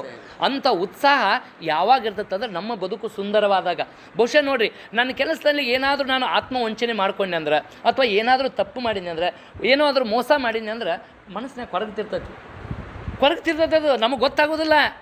ಆ ಕ್ಷಣದಾಗ ನಾವು ಖುಷಿ ಇರ್ತೀವಿ, ಏನೋ ಸಿಗ್ತಾಳಪ್ಪ ಸಾಕಂತೀವಿ. ಆದರೂ ಒಳ ಮನಸ್ಸಿನಲ್ಲಿ ಅಂತರ್ಮುಖಿಯಲ್ಲಿ ನಮಗೆ ಏನಾಗುತ್ತೆ, ಕೊರಿತಾ ಇರ್ತೈತಿ, ಏನೋ ನಾನು ತಪ್ಪು ಮಾಡಿದ್ನಲ್ಲ. ಸೊ ಯಾವಾಗ ನಮ್ಮಲ್ಲಿ ನಾನು ಮಾಡಿರುವಂಥದ್ದು ತಪ್ಪು ಅನ್ನುವಂಥದ್ದು ಅರಿವಾಗತ್ತಲ್ಲ, ಈ ಅರಿವು ಕೂಡ ನಮ್ಮ ಜೀವನಕ್ಕೆ ಇನ್ನೂ ಕೂಡ ಉತ್ಸಾಹವನ್ನು ತುಂಬುತ್ತೆ. ಆದರೆ ಅರಿವಾಗದೇ ಹಾಗೆ ಜೀವನ ಹೋಗತ್ತೆ ನೋಡಿ, ಹಂಗೆ ಮೋಸ ಮಾಡೋದ ಆ ರೀತಿ ಆದಾಗ ಅವರೆಂದೂ ಜೀವನದಲ್ಲಿ ಸುಖಗಿಗಳಾಗಲಿಕ್ಕೆ ಸಾಧ್ಯ ಇಲ್ಲ. ಸೊ ಹಾಗಾಗಿ ನಮ್ಮ ಕಾಯಕದಲ್ಲಿ ಒಂದಷ್ಟು ಸತ್ಯ ಶುದ್ಧ ಕಾಯಕವ ಮಾಡಿ ತಂದು ವಂಚನೆದೆ ಇಲ್ಲದೆ ಪ್ರಪಂಚವಳೆದು, ಈ ಪ್ರಪಂಚ ಸುಂದರವಾದಂಥ ಪ್ರಪಂಚ ಪಾರಮಾರ್ಥ ಧರ್ಮದಲ್ಲಿ ನಮ್ಮ ಜೀವನವನ್ನು ನಡೆಸಬೇಕು ಅನ್ನುವಂಥದ್ದು ಕಾಯಕ ತತ್ವದಲ್ಲಿ ನಮಗೆ ಕಟ್ಟಿಕೊಡ್ತಾ ಇದ್ದಾರೆ. ಹಾಗೆ ಮುಂದುವರೆದು ಚೆನ್ನ ಬಸವಣ್ಣನವರು ಕೂಡ ಭಾಳ ಅದ್ಭುತವಾಗಿ ಈ ಒಂದು ವಚನದಲ್ಲಿ ಕೊಡ್ತಾರೆ. ಕಾಯಕೇಶದಿಂದ ತನುಮನ ಬಳಲಿ ಧನವ ಗಳಿಸಿ ಗುರುವಾಗಿ ಜಂಗಮಕ್ಕೆ ಹೆಚ್ಚಿಸಿ ದಾಸೋಹವ ಮಾಡುವ ಭಕ್ತನ ಪಾದವ ತೋರಯ್ಯ. ನೋಡಿ, ಬರೀ ಕಾಯಕವಷ್ಟೇ ಮಾಡೋದಲ್ಲ, ಈ ಕಾಯಕದ ಮುಂದುವರಿದ ಭಾಗವಾಗಿ ಒಂದಷ್ಟು ದಾಸೋಹವನ್ನು ಮಾಡುವಂಥದ್ದು. ನನಗೆ ಇರುವಂಥ ಏನು ಭಗವಂತ ಕೊಟ್ಟಿದ್ದಾನಲ್ಲ, ಕೊಟ್ಟಿದ್ದರಲ್ಲಿ ಒಂದಷ್ಟು ಪ್ರಮಾಣ, ಒಂದಷ್ಟು ಸಾರ್ವಜನಿಕ ಸೇವೆಗಾಗಲಿ ಅಥವಾ ಇನ್ನೊಬ್ಬರು ಯಾರೋ ನೋವಿನಿಂದ ಇದ್ದಾಗ ಅಂಥವರಿಗೆ ಸಹಾಯಕ್ಕಾಗಿ ನಾವು ದಾಸೋಹ ಮಾಡುವಂಥದ್ದು ಕೂಡ ಇಲ್ಲಿ ಕಾಯಕ ಜೊತೆಗೆ ದಾಸೋಹವನ್ನು ಮಾಡುವಂಥದ್ದು ನಿಜವಾದ ಬದುಕು, ಅದು ಸುಂದರವಾಗಲಿಕ್ಕೆ ಸಾಧ್ಯ ಅನ್ನುವಂಥದ್ದು ನಮ್ಮ ಶರಣರು ನಮಗೆ ತಿಳಿಸಿಕೊಡ್ತಾ ಇದ್ದಾರೆ. ಸೊ ಮುಂದುವರೆದು ಇನ್ನೂ ನಮ್ಮ ಶರಣರ ವಚನಗಳಲ್ಲಿ ನಮ್ಮ ಬದುಕು ಸುಂದರಗೊಳಿಸಲಿಕ್ಕೆ ಇರುವಂಥದ್ದು ನಡೆ ನುಡಿಗಳು ಒಂದಾಗಿರುವಂಥದ್ದು. ನಮ್ಮ ನಡೆ ನುಡಿ ಮತ್ತು ನೋಟ ಇವು ಯಾವಾಗ ನಮಗೆ ನುಡಿದಂತೆ ನಡೆ ಇದೇ ಜನ್ಮ ಕಡೆ ಅಂತ ಹೇಳ್ತಾರೆ. ನಮ್ಮ ನಡೆ ನುಡಿಗಳು ಹೆಂಗಾಗಿರ್ಬೇಕಂದ್ರೆ ನಮ್ಮ ನಡೆ ನುಡಿ ಇವೆಲ್ಲಿ ಏನೂ ವ್ಯತ್ಯಾಸವಾಗಬಾರ್ದು. ವ್ಯತ್ಯಾಸ ಆದರೆ ಏನಾಗುತ್ತೆ ಅನ್ನುವಂಥದ್ದಕ್ಕೆ ಬಹುಶಃ ಈ ಕಾಯಕ ಮತ್ತು ದಾಸೋಹವಾದ ತತ್ವದಲ್ಲಿ ಜೀವನವನ್ನು ಸವಿಸಿ ನಡೆ ನುಡಿ ಒಂದಾಗಿಸಿರುವಂಥ ಯಾವುದಾದ್ರೂ ವ್ಯಕ್ತಿಗೆ ಶ್ರೇಯಸ್ಸು ಸಲ್ಲಬೇಕಂದ್ರೆ ಅದು 12ನೇ ಶತಮಾನದ ಅಣ್ಣ ಬಸವಣ್ಣನಿಗೆ ಅನ್ನುವಂಥದ್ದನ್ನು ಅಲ್ಲಮ ಪ್ರಭುಗಳೇ ಒಪ್ಕೋತಾರೆ. ಯಾಕಂದರೆ ಬಸವಣ್ಣವರು ಒಂದು ಕಡೆ ಹೇಳ್ತಾರೆ, ಭಕ್ತಿ ಶುಭಾಶಯ ನುಡಿಯ ನುಡಿವೆ, ನುಡಿದಂತೆ ನಡೆವೆ, ನಡೆಯಲ್ಲಿ ನುಡಿಯ ಪೂರೈಸುವೆ, ಮೇಲೆ ತೂಗುವ ತ್ರಾಸು ಕಟ್ಟಳೆ ನಿಮ್ಮ ಕೈಯಲ್ಲಿ, ಒಂದು ಜೆಬೆ ಕೊರತೆಯಾದೊಡೆ ಎನ್ನ ನದ್ದಿ ನೀನೆದ್ದು ಹೋಗು ಕೂಡಲ ಸಂಗಮ ದೇವ ಅಂತ ಹೇಳ್ತಾರೆ. ನಮ್ಮ ನಡೆ ನುಡಿ ಹೇಗಿರಬೇಕು ಅನ್ನುವಂಥದ್ದು ಬಸವಣ್ಣವರು ಹೇಳ್ತಾರೆ. ಭಕ್ತಿ ಶುಭಾಶಯ ನುಡಿಯ ನುಡಿವೆ, ನನ್ನ ನುಡಿಯಲ್ಲಿ ಭಕ್ತಿಯಿಂದ ಏನು ನಾನು ನುಡಿತಾ ಇದ್ದೀನಿ, ಭಕ್ತಿ ಶುಭಾಶಯ ನುಡಿಯ ನುಡಿವೆ, ನುಡಿದಂತೆ ನಡೆವೆ. ನಾನು ಯಾವ ರೀತಿ ನುಡಿದೀನಿ ಅದೇ ರೀತಿ ನಡಿಬೇಕು. ಹೌದಾ? ಆ ನುಡಿಯಲ್ಲಿ ತಪ್ಪಿದಡೆ ನನಗೇನಾಗತ್ತೆ, ಮೆಚ್ಚ ಕೂಡಲ ಸಂಗಮ ದೇವ. ಒಂದು ವೇಳೆ ನನ್ನ ನಡೆ ನುಡಿಯಲ್ಲಿ ಒಂದು ಜವೆ ಕೂದಲು ಎಳೆಯಷ್ಟು ತಪ್ಪಾದರೂ ಕೂಡ ಒಂದು ಪರಡಿಯಲ್ಲಿ ನನ್ನ ನಡೆ ನುಡಿಯನ್ನು ಹಾಕು, ಇನ್ನೊಂದು ಪರಡೆಯಲ್ಲಿ ನಾನು ಹೇಗಿದ್ದೀನಿ ಅನ್ನುವಂಥದ್ದನ್ನು ಹಾಕಿದಾಗ ಒಂದು ಏನಾದರೂ ಅಲ್ಲಿ ಕೂದಲು ಎಳೆಯಷ್ಟು ಏನಾದರೂ ಕೊರತೆ ಕಂಡು ಬಂದರೆ ಆವಾಗಲೇ ನನ್ನ ನದ್ದಿ ನೀನು ಎದ್ದು ಹೋಗು, ಆವಾಗಲೇ ನನ್ನ ಜೀವನ ಮುಗಿತೆ ಅಂತ ತಿಳ್ಕೋ ಅಂತ ಹೇಳುವಂಥ ಸಂದರ್ಭದಲ್ಲಿ ಎಷ್ಟು ಎದೆಗಾರಿಕೆ ಬೇಕು. ಯಾಕಂದರೆ ಇವತ್ತು ನಾವು ನಡೆದಂತೆ ನುಡಿದಂತೆ ನಮ್ಮ ಬದುಕು ಐತಿ ಅನ್ನುವಂಥದ್ದು ಹೇಳೋಕ್ಕಾಗೋದಿಲ್ಲ. ಇವತ್ತು ಹೆಂಗೈತೆ ಅಂದ್ರೆ ಮಾಯಾ ಪ್ರಪಂಚ ಇದು. ಒಮ್ಮೊಮ್ಮೆ ಸಂದರ್ಭೋಚಿತವಾಗಿ ನಮ್ಮ ನಡೆದಂತೆ ನುಡಿದುಕೊಳ್ಳೋಕೆ ಆಗೋದಿಲ್ಲ. ಮಾತು ಕೊಟ್ಬಿಡ್ತೀವಿ ಒಮ್ಮೊಮ್ಮೆ ಹುಮ್ಮಸ್ನ್ಯಾಗ ಹುರುಪಿನ್ಯಾಗ ಒಮ್ಮೊಮ್ಮೆ ಏನು ಮಾಡಿಬಿಡ್ತೀವಿ, ಮಾತು ಕೊಟ್ಬಿಡ್ತೀವಿ, ಭಾಷೆ ಕೊಟ್ಬಿಡ್ತೀವಿ. ಆಮೇಲೆ ಯೋಚನೆ ಮಾಡ್ತೀವಿ, ಈ ಭಾಷೆ ಕೊಟ್ಟಾಗ ಈ ವಚನವನ್ನು ನಾನು ಪಾಲಿಸಿದ್ನ್ಯಾ ಅನ್ನುವಂಥದ್ದನ್ನು.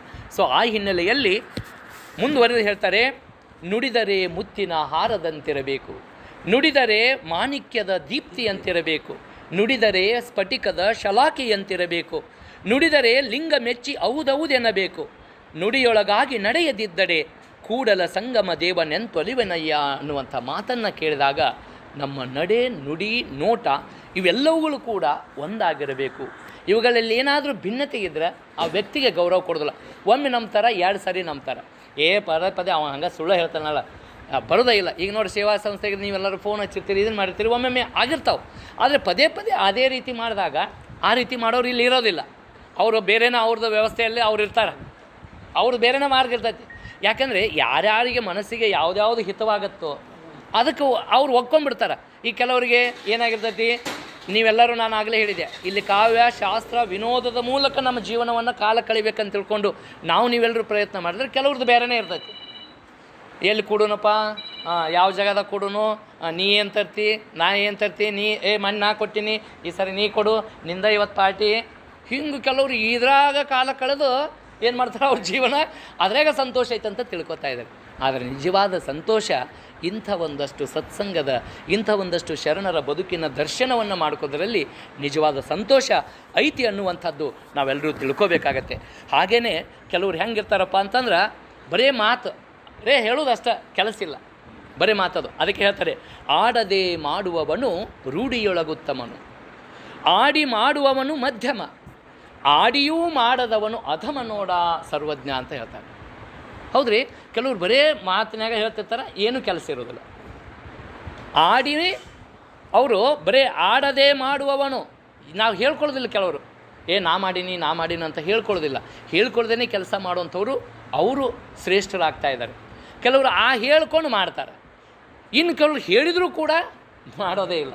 ಸೊ ಹಾಗಾಗಿ ನಮ್ಮ ಮಾಡುವ ಕಾಯಕ, ನಡೆ, ನುಡಿ ಇವೆಲ್ಲವುಗಳಲ್ಲಿಯೂ ಕೂಡ ನಮ್ಮದು ಏನಾಗತ್ತಪ್ಪ ಅಂದರೆ ಶರಣರು ಹಾಕಿಕೊಟ್ಟಂಥ ತತ್ವಗಳ, ಸೂತ್ರಗಳ ಅಡಿಯಲ್ಲಿ ನಮ್ಮ ಬದುಕು ಕಟ್ಟಿಕೊಂಡ್ರೆ ಬದುಕು ಸುಂದರ ಆಗತ್ತೆ ಅನ್ನುವಂಥದ್ದು. ಆಗಲೇ ನಾನು ಹೇಳಿದೆ, ಕಾಯಕದ ಜೊತೆಯಲ್ಲಿ ದಾಸೋಹ ಇರಬೇಕು. ದಾಸೋಹ ಕಾಯಕ ಇದ್ದಾಗಲೂ ಕೂಡ ನಮ್ಮ ನಡೆ ನುಡಿಗಳು ಕೂಡ ಒಂದಾಗಿರಬೇಕು. ಯಾಕಂದರೆ ಭಾಳಷ್ಟು ಮಂದಿ ಸೋಹಂ ಭಾವವನ್ನು ಅಳೆದು ನಾವು ದಾಸೋಹಂ ಭಾವವನ್ನು ತಾಳಬೇಕಾಗತ್ತೆ. ಸೋಹಂ ಅನ್ನುವಂಥದ್ದು ನಾನೇ ದೇವರು, ನಾನೇ ಎಲ್ಲ ಅನ್ನುವಂಥ ಭಾವದಿಂದ ನಾವೇನಾದರೂ ದಾಸೋಹ ಮಾಡಿದ್ವಿ ಅಂದರೆ ಅದು ಪರಮಾತ್ಮನಿಗೆ ದಕ್ಕೋದಿಲ್ಲ. ಅದನ್ನು ದಾಸೋಹಂ ಭಾವದಿಂದ, ನಾನು ಇಲ್ಲಿ ಸೇವಕ ಅನ್ನುವಂಥ ಭಾವದಿಂದ ಮಾಡಬೇಕನ್ನುವಂಥ ದೃಷ್ಟಿಯಲ್ಲಿ ಸೋಹಂ ಎಂಬುದು ಅಂತರಂಗದ ಮದ, ಶಿವೋಹಂ ಎಂಬುದು ಬಹಿರಂಗದ ಮದ. ಈ ದ್ವಂದ್ವವನ್ನು ಅಡಿದು ದಾಸೋಹಂ ಎಂದೆನಿಸಯ್ಯ ಕಪಿಲ ಸಿದ್ಧ ಮಲ್ಲಿಕಾರ್ಜುನ ಅಂತ ಸಿದ್ದರಾಮರು ತಮ್ಮ ವಚನದಲ್ಲಿ ಕಟ್ಟಿಕೊಡ್ತಾ ಇದ್ದಾರೆ. ಇವತ್ತು ನಾನೇನಾದರೂ ಸೋಹಂ, ನಾನೇ ಎಲ್ಲ, ಈ ಎಲ್ಲ ದಾನ ಧರ್ಮ ಮಾಡೋದ್ರಾಗ ನಾನಾ ಶ್ರೇಷ್ಠ ಅನ್ನುವಂಥ ಭಾವ ಇತ್ತಪ್ಪ ಅಂದ್ರೆ ಅದು ಅಂತರ್ಗತದ ಮದ ಅನ್ನುವಂಥದ್ರ ದೃಷ್ಟಿಯಲ್ಲಿ ಹೇಳ್ತಾರೆ. ಹಾಗೆ ಶಿವೋಹಂ ಭಾವದಲ್ಲಿ ನಾವೇನಾದರೂ ದಾಸೋಹ ಮಾಡಿದರೆ ಅದು ಬಹಿರಂಗದ ಮದವಾಗತ್ತೆ. ಇವೆರಡನ್ನ ಬಿಟ್ಟು ದಾಸೋಹಂ ಭಾವ ಅಂದರೆ ನಾನು ಸೇವೆ ಮಾಡ್ತಾ ಇದ್ದೀನಿ ಅನ್ನುವಂಥ ಭಾವದೊಂದಿಗೆ ನಮ್ಮ ಒಂದಷ್ಟು ಸೇವೆಯನ್ನು ಮಾಡಬೇಕು ಅನ್ನುವಂಥದ್ದನ್ನು ಈ ದಾಸೋಹ ತತ್ವದಲ್ಲಿ ನಮಗೆ ಕಟ್ಟಿಕೊಡ್ತಾ ಇದ್ದಾರೆ. ಮುಂದೆ ಬಹಳ ಮುಖ್ಯವಾಗಿ ಇವತ್ತಿನ ದಿನಮಾನಕ್ಕೆ ಅಗತ್ಯವಾಗಿ ಬೇಕಾಗಿರುವಂಥದ್ದು ಬಹಿರಂಗ ಮತ್ತು ಅಂತರಂಗ ಶುದ್ಧಿ. ನಮ್ಮ ಶರಣರ ನಿಜವಾದಂಥ ಜೀವನದ ಸೌಂದರ್ಯ ನಮ್ಮ ಅಂತರಂಗ ಮತ್ತು ಬಹಿರಂಗದ ಶುದ್ಧಿಯಲ್ಲೇ ಐತಿ ಅನ್ನುವಂಥದ್ದು. ಬಹುಶಃ ಬಸವಣ್ಣನವರ ವಚನ, ಆ ವಚನದಲ್ಲಿರುವಂಥ 7 ಸೂತ್ರಗಳು, 7 ಸೂತ್ರಗಳು ಎಲ್ಲರಿಗೂ ಆ ವಚನ ಭಾಳಷ್ಟು ಪಚನವಾಗೈತಿ. ಆದರೆ ಖರೆ ಜೀವನದಲ್ಲಿ ಅನುಷ್ಠಾನ ಆಗಿಲ್ಲ. ಅಂದ್ರೆ ಅಂತರಂಗ ಮತ್ತು ಬಹಿರಂಗ ಶುದ್ಧಿಯನ್ನು ಹೆಂಗೆ ಮಾಡ್ಕೊಳ್ಳೋದು. ಈಗ ನಾನು ಬಹಿರಂಗವಾಗಿ ಒಳ್ಳೆ ಶುಭ್ರವಾದಂಥ ಬಟ್ಟೆಯನ್ನು ಹಾಕ್ಕೊಂಡು ಬಂದು ನಾನು ಭಾರಿ ಅಂತ ಪೋಸ್ ಕೊಡುವಂಥವ್ರು ಇದ್ದಾಗ ಒಳಗಡೆ ಏನೆಲ್ಲ ಕಲ್ಮಶಗಳನ್ನು ಇಟ್ಕೊಂಡು ಬಂದಿರ್ತಾರೆ. ಇವತ್ತು ಮಗ್ಳು ಭಾಳ ಗೆಳೆಯನಂಗೆ ಇರ್ತಾರೆ, ಮತ್ತೇನಾಗಿರ್ತಾರೆ ಬೆನ್ನಿಗೆ ಚೂರಿ ಹಾಕುವಂಥ ಇವತ್ತು ವ್ಯವಸ್ಥೆಯನ್ನು ನಾವು ಭಾಳಷ್ಟು ನೋಡ್ತಾ ಇದ್ದೀವಿ. ಭಾಳ ಅಗದಿ ನಯ ವಿನಯದಿಂದನೇ ನಮ್ಮ ಜೊತೆಗೆ ವರ್ತನೆ ಮಾಡ್ತಾ ಇರ್ತಾರೆ. ಆದರೆ ಮಾಡುವಂಥ ಕೆಲಸ ಏನಾಗಿರ್ತದಪ್ಪ ಅಂದ್ರೆ ಅಲ್ಲಿ ಬೇರೆಯೇ ಆಗಿರ್ತದೆ. ಸೊ ಅಂತರಂಗದಲ್ಲಿ ಒಂದು ರೀತಿ ಇದ್ದರೆ ಬಹಿರಂಗದಲ್ಲಿ ಇನ್ನೊಂದು ರೀತಿಯಲ್ಲಿ ಅವರು ತೋರ್ಪಡೆ ಮಾಡ್ಕೊತವ್ರಿಗೆ ನಿಜವಾಗಲೂ ಬಸವಣ್ಣವ್ರು ಹೇಳ್ದಂಗೆ ಕಳಬೇಡ ಕೊಲಬೇಡ ಹುಸಿಯ ನುಡಿಯಲು ಬೇಡ ಮುನಿಯ ಬೇಡ ಅನ್ಯರಿಗೆ ಅಸಹ್ಯ ಪಡಬೇಡ ತನ್ನ ಬಣ್ಣಿಸಬೇಡ ಇದಿರ ಹಳಿಯಲು ಬೇಡ. ಇದೇ ಅಂತರಂಗ ಶುದ್ಧಿ, ಇದೇ ಬಹಿರಂಗ ಶುದ್ಧಿ, ಇದೇ ನಮ್ಮ ಕೂಡಲ ಸಂಗಮ ದೇವನೊಲಿಸುವ ಪರಿ ಅನ್ನುವಂಥ ಈ ಒಂದು ವಚನ, ಇದರಲ್ಲಿರುವಂಥ ಸಪ್ತ ಸೂತ್ರಗಳು ಎಷ್ಟು ಸರಳವಾಗಿದ್ದಾವೆ. ಕಳಬೇಡ, ಕಳ್ತನ ಮಾಡಬೇಡ, ನ್ಯಾಯವಾಗಿ ದುಡಿದುಣ್ಣು. ಅದಕ್ಕೆ ಹೇಳಿದ್ರೆ ಕಾಯಕ ತತ್ವದಲ್ಲಿ ದುಡಿದುಣ್ಣು ನ್ಯಾಯವಾಗಿ. ಯಾಕೆ ಕಳ್ತನ ಮಾಡ್ತಿ? ಕಳ್ತನ ಅನ್ನುವಂಥದ್ದು ಕೇವಲ ವಸ್ತುವನ್ನು ಕದಿಯೋದಲ್ಲ, ಧನವನ್ನು ಕದಿಯೋದಲ್ಲ, ಇನ್ಯಾವುದೋ ರೀತಿಯಲ್ಲಿ ನೀನು ಕಳ್ಳತನವನ್ನು ಮಾಡ್ತಾ ಇದೆಯಲ್ಲ. ಸೊ ಆ ಕಳ್ಳತನ ಮಾಡುವುದನ್ನು ನಿಲ್ಲಿಸು. ಕಳಬೇಡ, ಕೊಲಬೇಡ. ಯಾಕೆ ಕೊಲೆ ಮಾಡ್ತಾ ಇದೆಯಾ? ಈಗ ನೋಡ್ತಾ ಇದ್ದೀವಿ ನಾವೆಲ್ಲ ಬುದ್ಧಿವಂತರೋ ಅತಿ ದಡ್ರು ಅನ್ನುವಂಥದ್ದು ಗೊತ್ತಾಗ್ತಾ ಇಲ್ಲ. ಯುದ್ಧ ನಡೀತಾ ಇದೆ. ಆ ಯುದ್ಧದ ಗಾಂಭೀರ್ಯ ಇನ್ನೂ ಏನಾಗ್ತಾ ಇದೆ, ದಿನದಿಂದ ದಿನಕ್ಕೆ ಹೆಚ್ಚಾನೇ ಆಗ್ತಾ ಇದೆ. ಯಾಕೆ ನಮ್ಮ ಮನಸ್ಥಿತಿ ಹೀಗಾಗ್ತಾ ಇದೆ? ಒಂದು ಪಕ್ಷಿ ಸ್ವಚ್ಛವಾಗಿ ಹಾರಾಡ್ತಾ ಇರುತ್ತೆ, ಅದಕ್ಕೆ ಯಾವುದೂ ಎಲ್ಲೇ ಇಲ್ಲ, ಗಡಿನೇ ಇಲ್ಲ. ನಾವು ನೋಡ್ರಿ ಒಂದು ಹೇಳೋದು ಒಂದು ಬಾರ್ಡರ್ ದಾಟಬೇಕಾದ್ರೆ ವಿಚಾರ ಮಾಡಬೇಕಾಗತ್ತೆ. ನಮ್ಮಲ್ಲೇ ಗಡಿಗಳನ್ನು ಹಾಕ್ಕೊಂಡಿದ್ದೀವಿ. ನಮ್ಮಲ್ಲೇ ವೈರುಧ್ಯಗಳು, ವಿರೋಧಗಳು ಯಾಕೆ ಇಲ್ಲ? ಹೊಂದಾಣಿಕೆ ಅನ್ನುವಂಥದ್ದು ಯಾಕಿಲ್ಲ? ಯಾಕೆ ಕೊಲೆ ಮಾಡ್ತಾಯಿದ್ದಾರೆ ಅನ್ಯಾಯವಾಗಿ? ನೋಡ್ರಿ, ಅಲ್ಲಿ ಮಿಸೈಲ್ ದಾಳಿ ಮಾಡ್ತಾರೆ, ಇನ್ನೇನೋ ಬಾಂಬ್ ಹಾಕ್ತಾರೆ. ಅಲ್ಲಿ ಅಮಾಯಕರು ಸಾವು ನೋವಿನೊಂದಿಗೆ ಅಲ್ಲಿ ಬದುಕನ್ನು ಕಟ್ಟಿಕೊಂಡಿದ್ದಾರೆ. ಎಷ್ಟೋ ಜನ ಸತ್ತೋದರು. ಕೊಲೆ ಮಾಡುವಂಥದ್ದು ಹಿಂಸಾತ್ಮಕವಾದಂಥ ಮನೋಭಾವ ಇವತ್ತು ಹೆಚ್ಚಾಗ್ತಾ ಇದೆ. ಹಿಂಸಾತ್ಮಕ ಕ್ರೌರ್ಯ ಅನ್ನುವಂಥದ್ದು. ಹ್ಞೂ ರೀ, ಕ್ರೌರ್ಯ ಎಷ್ಟು ನಡೀತಾ ಇದೆ ಅಂದರೆ, ನಿನ್ನೆ ಒಂದು ಇವತ್ತು ಪತ್ರಿಕೆಯಲ್ಲಿ ನೋಡಿರಿ, ತನ್ನ ಪ್ರೇಯಸಿಯನ್ನು ಪೀಸ್ ಮಾಡಿ ಫ್ರಿಜ್ನಾಗ ಇಟ್ಟಾನೆ. ಎಂಥ ಕ್ರೌರ್ಯ! ಅವ ಮತ್ತು ದಡ್ಡ ಅಲ್ಲ, ಅತಿ ಶಾನೆ, ಅವ ಅತಿ ಬುದ್ಧಿವಂತ.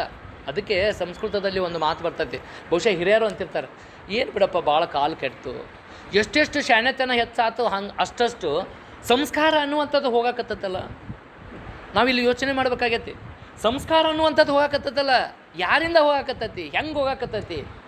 ಅದಕ್ಕೆ ಸಂಸ್ಕೃತದಲ್ಲಿ ಮಾತು ಬರುತ್ತೆ, ಸಾಕ್ಷರರು ವಿಪರೀತೇಶ್ಚ ರಾಕ್ಷಸೋ ಭವೇನ್.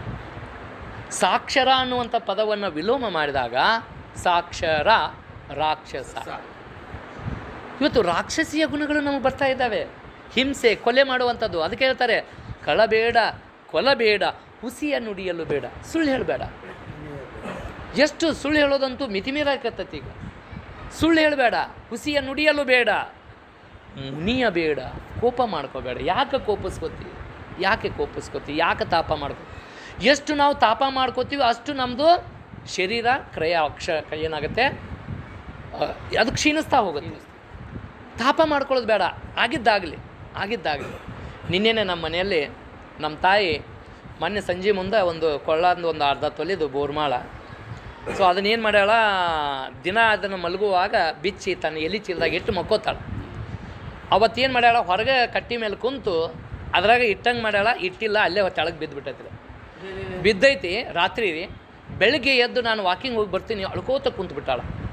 ಯಾಕೆವ ಯಾಕೆ ಅಳಕತ್ತಿ? ಇಲ್ಲ ಯಪ್ಪ, ಬೋರ್ಮಳ್ನ ಕಳೆದೈತಿ ಅನ್ನೋಕ್ಕಾಗ. ಎಲ್ಲಿ ಇಟ್ಟಿ ನೋಡು. ಇಲ್ಲ, ಎಲಿ ಚೀಲದಾಗ ಇಟ್ಟಿದ್ದೆ. ಮತ್ತು ಎಲಿ ಚೀಲದಾಗ ಇಟ್ಟಿ ಅಂದ್ರೆ ಸಿಗಬೇಕಲ್ಲ, ಅಲ್ಲೇ ಇಟ್ಟಿಲ್ಲ. ಎಲ್ಲಿ ಹೊತ್ತು ಭಾಳ ತಾಪ ಮಾಡ್ಕೊಳಕತ್ತ. ನಾ ಒಂದೇ ಮಾತು ಹೇಳಿದೆ, ಯವ್ವ ಬರುವಾಗೂ ಏನೂ ತಂದಿಲ್ಲ, ಹೋಗುವಾಗೂ ಏನು ತೊಗೊಂಡು ಹೋಗೋದಿಲ್ಲ, ಸಮಾಧಾನದಿಂದ ಸಿಕ್ಕರೆ ನಮ್ದದು, ಸಿಗದಿತ್ತಿದ್ರೆ ಭಗವಂತಂದದು. ಏನೂ ಯೋಚನೆ ಮಾಡಿ ಸುಮ್ಮನಿರೋ ಅಂದ್ರೆ ಒಟ್ಟು ಇದಿಲ್ಲ ರೀ. ಅಷ್ಟು ಅಳಕತ್ತಾಳ. ಮತ್ತು ಆಕಿನ ಸಮಾಧಾನಕ್ಕಾಗಿ ಎಲ್ಲ ಅವನು ಕಿತ್ತಾಡೋದು, ಇವನು ಕಿತ್ತಾಡೋದು, ಅಲ್ಲಿಟ್ಟಿನ್ಬೇ ಇಲ್ಲಿಟ್ಟಿನ್ಬೇ ಎಲ್ಲ ಮಾಡಿದೆ. ಆದ್ರೆ ಒಂದು ಆಕಿಗೆ ಮಾತು ಏನು ಕೊಟ್ಟಿನಿ ಅಂದ್ರೆ, ಅದು ಏನಾದರೂ ನಮಗೆ ದಕ್ಕುದಿತ್ತಂದ್ರೆ ಹೆಂಗಾದರೂ ದಕ್ತೈತೆವ, ಸುಮ್ಮಿದ್ದು ಬಿಡು. ಈಗ ನಾವು ಇಷ್ಟು ಕಷ್ಟಪಟ್ಟು ಇಷ್ಟೆಲ್ಲ ಅಳ್ಕೋತ ಮನಸ್ಸನ್ನು ಘಾಸಿಗೊಳ್ಕೊಂಡು ಇದನ್ನು ಮಾಡಿದರೂ ಏನು ಅದರಿಂದ ಪ್ರಯೋಜನ ಏನಿಲ್ಲ. ಮತ್ತೆ ಅದು ಇಲ್ಲ ಯಪ್ಪ, ದೇವ್ರನ್ನಾರು ಕೇಳ್ಕೊಂಬರ್ನು, ನೀ ದೊಡ್ಡ ಜಳಕ ಮಾಡು, ದೇವ್ರನ್ನ ಕೇಳ್ಕೊಂಬರ್ನು. ಎಲ್ಲದಾನ ದೇವರು? ಅವಂಗೇನು ಗೊತ್ತಾಗತ್ತ? ನಾವು ಇಟ್ಟವ್ರು ನಾವು ಎಲ್ಲೈತಿ, ನೀ ಕರೆಕ್ಟಾಗಿ ಹೇಳು, ಎಲ್ಲೈತಿ ಹೇಳು, ಹುಡುಕುನು ಸಿಗ್ತೈತಿ. ಮತ್ತು ನೀ ಎಲ್ಲರ ಕಳೆದಿದ್ದು ಒತ್ತಟ್ಟೆ, ಹುಡುಕೋದು ಒತ್ತಟ್ಟೆ, ಆದ್ರೆ ಹೆಂಗೆ ಸಿಗ್ತೈತಿ ಬೇ ಅಂತೇಳಿ ನಾನು ವಾದ. ನೀ ಏನು ಬಿಡಪ್ಪ, ನೀ ಎಲ್ಲ ಕಡೆ ಇದನ್ನು ಹೇಳ್ಕೊತ ಹೋಗಿ ನಿಂದು ಬರೀ ಇದಾತಂತ ತಿಳ್ಕೊಂಡು ನಮ್ಮ ತಮ್ಮ ಬಂದ ಆಗದೆ. ನಮ್ಮ ತಮ್ಮಗೆ ಹೋಗ್ಯಪ್ಪ, ಹೋಗಿ ದೇವ್ರು ನಾ ಜಳಕ ಮಾಡೀನಿ, ದೇವ್ರು ಕೇಳ್ಕೊಂಬರೋನು. ಇಷ್ಟು ಅನ್ನೋಕನ ನಮ್ಮ ಮಗನ ಮನೆಯವರು ಈ ಮಾತೇನು ಕೇಳಿಸ್ಕೊಂಡಿದ್ರಲ್ಲ, ಅವರು ಏನು ಮಾಡ್ಯಾರ, ಸಂಜೆ ಮುಂದೆ ತೊಗೊಂಡು ಕೊಡ್ಬೇಕಂದ್ರಾಗ ನಮ್ಮದು ಮಕ್ಕೊಂಡಾರ ಬಿಡು ಅಂತ ತಿಳ್ಕೊಂಡು ಮುಂಜಾನೆ ಕೊಟ್ರಾತ ಅಂತ ತಿಳ್ಕೊಂಡು ಆ ಹೊತ್ತಿಗೆ ಕರೆಕ್ಟಾಗಿ ಅಲ್ಲೇ ನೀನು ಕುಂತಿದ್ದಿಲ್ಲವ ಅಲ್ಲೇ ಬಿಟ್ಟು ಹೋಗಿ ನಮ್ಮ ಹುಡುಗಿ ನೋಡಿತ್ತು ತಂದು ಕೊಡ್ತು, ತಗೋ ಅಂತೇಳಿ ತಂದು ಕೊಟ್ಬಿಟ್ಲು. ಅಂದರೆ ನೋಡಿರಿ ಆ ಕ್ಷಣದಾಗ ಇಷ್ಟು ಖುಷಿ ಆತಲ್ಲ ನೋಡಿ. ಬದುಕು ಸುಂದರ ಅನ್ನುವಂಥದ್ದು ಎಲ್ಲೈತೆ ನೋಡಿ. ಕಳ್ಕೊಂಡು ತಾಪ ಮಾಡ್ಕೊಂಡ್ವಿ ಅಂದ್ರೆ ಬದುಕು ಎಲ್ಲೇ ಸುಂದರ ಆಗುತ್ತೆ ನೋಡಿ. ಅದು ಹೊಳ್ಳಿ ಸಿಕ್ತು, ಸುಂದರ ಆಯ್ತು. ಚೈತನ್ಯ ಏನು ಕುಲು ನಗಾಕತ್ಬಿಟ್ಟು. ಅದು ನನ್ನ ತಾಯಿದು ಒಂದೇ ಅಲ್ಲ, ನಾನು ಹೇಳಿದೆ, ನಾನು ಕಳ್ಕೊಂಡ್ರು ನಾನು ದುಃಖ ಪಡ್ತೀನಿ, ಯಾರೇ ಆಗಲಿ. ಯಾಕಂದರೆ ಒಮ್ಮೆ ನಮಗೆ ಸಿಕ್ಕಿದ್ದು ಅದು ಕಳ್ಕೊಂಡು ನಮ್ಮ ಕೈ ತಪ್ಪಿ ಹೋತಪ್ಪ ಅಂದ್ರೆ ದುಃಖ ಆಗೋದು ಎಲ್ಲರಿಗೂ. ಹಂಗಾರೆ ಇದನ್ನು ನಮ್ದು ಅಲ್ಲ, ಸಿಕ್ಕರೆ ನಮ್ಮದು, ಇಲ್ಲಿಕ್ಕಂದ್ರೆ ನಮ್ದು ಅಲ್ಲ ಅಂತ ತಿಳ್ಕೊಂಡು ಒಂದು ಸಮಾಧಾನ ಪಟ್ಟೆ ಅಂದ್ರೆ ಸಂತೋಷವಾಗಿರ್ತೀವಲ್ರಿ. ನಿಜವಾದ ಸಂತೋಷ ಎಲ್ಲೇ ಐತಪ್ಪ ಅಂತಂದ್ರೆ ಇಲ್ಲೇ ಐತಿ. ಇದನ್ನು ಬಿಟ್ಟು ಬೇರೆ ಕಡೆ ಎಲ್ಲಿ ಇಲ್ಲ, ಹುಡುಕಾಕೆ ಹೋಗಬೇಕಾಗಿಲ್ಲ. ಸಂತೋಷ ಎಲ್ಲೈತಿ? ನಿನ್ನ ಆತ್ಮದಲ್ಲೇ ಐತಿ, ನಿನ್ನ ಮನಸ್ಸಿನೊಳಗೆ ಐತಿ. ನೀನು ಕೋಪ ಮಾಡ್ಕೊಳ್ಳೋದು, ಈಗ ಸರ್ ಬಗ್ಗೆ ಏನೋ ನನ್ನ ಬಗ್ಗೆ ಕೆಟ್ಟ ಅಭಿಪ್ರಾಯ ಐತಿ, ನಾನು ಅವ್ರ ಬಗ್ಗೆ ಸಿಟ್ಟು ಮಾಡ್ಕೊಳ್ಳೋದು ಮಾಡಿದ್ನಿ ಅಂತ ಯಾರು ಅದರಿಂದ ಪಶ್ಚಾತ್ತಾಪ ಪಡೋದು? ಕೋಪ ಇಲ್ಲಿ ಕೋಪ ಸೃಷ್ಟಿ ಆಯಿತು. ಮತ್ಸರ ಸೃಷ್ಟಿ ಆದಾಗ ಅದು ಕೋಪದ ತಾಪದಿಂದ ನಾವೇ ಸುಡ್ತೀವಿ ಹೊರತು ಮತ್ತಾರೂ ಸುಡೋದಿಲ್ಲ. ಅದಕ್ಕೆ ಸಮಾಧಾನದಿಂದ ಎಲ್ಲಿ ತಪ್ಪುಗಳಾಗಿರ್ತಾವು, ಎಲ್ಲಿ ಇಂಥವ್ದು ಕಳೆದೋಗಿರ್ತಾವೆ, ಎಲ್ಲಿ ಕಳೆದೋಗೈತೆ ಅಲ್ಲೇ ಹುಡುಕಿದ್ರೆ ಸಿಗತೈತಿ. ಆಕೆ ಹೊರಗಡೆ ಕಳ್ಕೊಂಡು ಇಲ್ಲಿ ಮನ್ಯಾಗ ಹುಡುಕಿದ್ರೆ ಹೆಂಗೆ ಸಿಗತೈತಿ? ಸಿಗೋದೇ ಇಲ್ಲ. ಅದಕ್ಕೆ ಒಬ್ಬ ಕೋದಂಡ ರಾಮ ಇದ್ದಂತ. ಆ ಕೋದಂಡ ರಾಮ ಮನೆ ಹೊರಗಡೆ ಒಂದು ವಸ್ತು ಹುಡುಕಾಕತ್ತಾನ. ಆ ವ್ಯಕ್ತಿ ಹೆಂಗಂದ್ರೆ ಯಾರಿಗೂ ಬೇಡವಾದಂಥ ವ್ಯಕ್ತಿ, ಒಬ್ಬರು ಅವ್ನ ಕಂಡ್ರೆ ಆಗಿ ಬರೋದಿಲ್ಲ. ಯಾಕಂದ್ರೆ ಇವನು ಒಳ್ಳೆಯವಲ್ಲ ಅನ್ನೋದು ಗೊತ್ತಾಗಿಬಿಟ್ಟೈತಿ. ಅವ ತನ್ನ ಮನೆ ಏನೈತೆ ಅದು ಮುಖ್ಯ ದ್ವಾರದ ಏನು ರಸ್ತೆಯಲ್ಲೇ ಐತಿ. ಬಡ ಅಚ್ಚಿಕಿಚ್ಚಿ ಕಲ್ಲಿಟ್ಟು ರೋಡ್ ಬಂದ್ ಮಾಡಿ ಒಟ್ಟು ಹುಡುಕಾಕತ್ತಾನ.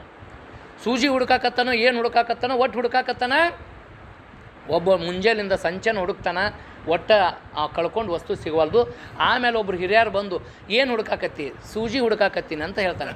ಹಂಗಾರೆ ಸೂಜಿ ಹುಡುಕಾಕತ್ತಿಯಲ್ಲ, ಮುಂಜಾನಿಂದ ಹುಡುಕಾಕತ್ತಿ, ಸಿಗವಲ್ದು. ಮತ್ತು ಸೂಜಿ ಎಲ್ಲಿ ಕಳ್ಕೊಂಡು ಅಂದಾಗ ನನ್ನ ಮನೆ ಒಳಗೆ ಕತ್ತಲು ಕೋಣೆ ಐತಿ, ಅಲ್ಲಿ ಕಳ್ಕೊಂಡಿನಿ. ಮತ್ತು ಅಲ್ಲಿ ಕಳ್ಕೊಂಡ್ರೆ ಇಲ್ಲೇ ಹುಡುಕಾಕತ್ತಿ ಅಂತ ಕೇಳಿದಾಗ ಇಲ್ಲಿ ಬೆಳಕೈತಿ ಹುಡುಕಾಕತ್ತೀನಿ ಅಂತಾನೆ. ನಿಮ್ಮೆಲ್ಲರ ಪರಿಸ್ಥಿತಿನ ಹಂಗೆ.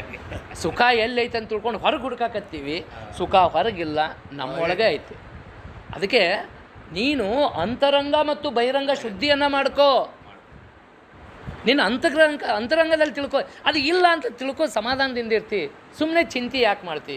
ಚಿಂತೆ ಮಾಡಿದ್ರೆ ಅದು ಏನರ ಸಿಗುತ್ತಾ? ಸಿಗುವಂಗಿದ್ರೆ ಪ್ರಯತ್ನ ಮಾಡು. ಸೊ ಆ ನಿಟ್ಟಿನಲ್ಲಿ ನಾವು ಈ ಒಂದು ಹುಸಿಯ ನುಡಿಯಲು ಬೇಡ, ಮುನಿಯಬೇಡ, ಕೋಪಿಸ್ಕೋಬೇಡ, ಅನ್ಯರಿಗೆ ಅಸಹ್ಯ ಪಡಬೇಡ. ಭಾಳ ಮಂದಿ ನಾವು ಅಸಹ್ಯ ಮಾಡೋದು ಭಾಳ. ನೀ ಏನು ಹೋಗ, ಹಂಗಾತ್ ಹಿಂಗಾತ್ ಅಂತೇಳಿ ಒಬ್ಬೊಬ್ಬರನ್ನ ಅಪಹಾಸ್ಯ ಮಾಡ್ತೀವಿ. ಸೊ ಆ ಅಪಹಾಸ್ಯ ಮಾಡೋದು ಕೂಡ ಆ ಮನಸ್ಸನ್ನು, ಇನ್ನೊಂದು ಜೀವವನ್ನು ನಾವು ಏನು ಮಾಡ್ತೀವಪ್ಪ ಅಂತಂದ್ರೆ ಅಲ್ಲಿ ಘಾಸಿಗೊಳಿಸ್ತೀವಿ. ಅವ್ರ ಮನಸ್ಸಿಗೆ ನೋವು ಉಂಟು ಮಾಡ್ತೀವಿ. ನೀನು ಮತ್ತೊಬ್ಬರ ಮನಸ್ಸಿಗೆ ನೋವು ಉಂಟು ಮಾಡದೆ ನಿನ್ನ ಮಾತುಗಳಿರಲಿ, ನಿನ್ನ ನಡೆ ಇರಲಿ, ನಿನ್ನ ನುಡಿ ಇರಲಿ. ಅನ್ಯರಿಗೆ ಅಸಹ್ಯ ಪಡಬೇಡ, ತನ್ನ ಬಣ್ಣಿಸಬೇಡ. ನೀನ ಭಾರಿ ಅಂತ ತಿಳ್ಕೊಂಡು ಹೇಳ್ಕೊಂತ ನೀನ ಹೊಗಳ್ಕೊತ ಹೋಗಬೇಡ.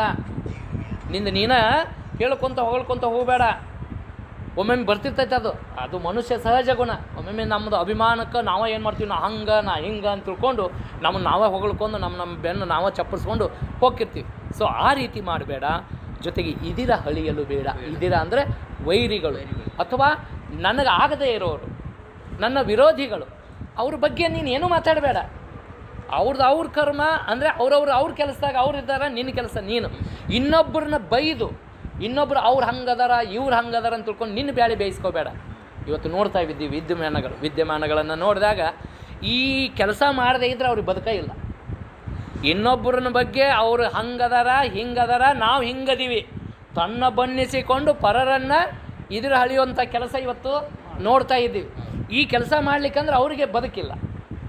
ಅವ್ರ ಬದುಕು ಸುಂದರ ಎಲ್ಲೈತಪ್ಪ ಅಂತಂದ್ರೆ ಇನ್ನೊಬ್ಬರನ್ನ ಏನು ಮಾಡೋದು, ಅವ್ರು ಹಂಗೆ ಕೆಲಸ ಮಾಡಿಲ್ಲ, ಅವ್ರು ಹಿಂಗದಾರ, ನಾನು ಹಿಂಗದೀನಿ, ನಾ ಚಲೋ ಅದೀನಿ ಅಂತ ತಿಳ್ಕೊಂಡು ಈ ವರ್ತಮಾನದ ತಲ್ಲಣಗಳನ್ನು ನೋಡಿದಾಗ ಇದು ಹೆಚ್ಚಾಗ್ತಾ ಇದೆ. ಸೊ ಹಾಗಾಗಿ ಇದೇ ಅಂತರಂಗ ಶುದ್ಧಿ ಇದೇ ಬಹಿರಂಗ ಶುದ್ಧಿ, ಇದೇ ನಮ್ಮ ಜೀವನದಲ್ಲಿ ನಮಗಿರಬೇಕಾಗಿರುವಂಥದ್ದು. ನಾವು ಅಂತರಂಗದಲ್ಲಿ ಶುದ್ಧಿ ಮಾಡ್ಕೋಬೇಕಾಗೈತಿ.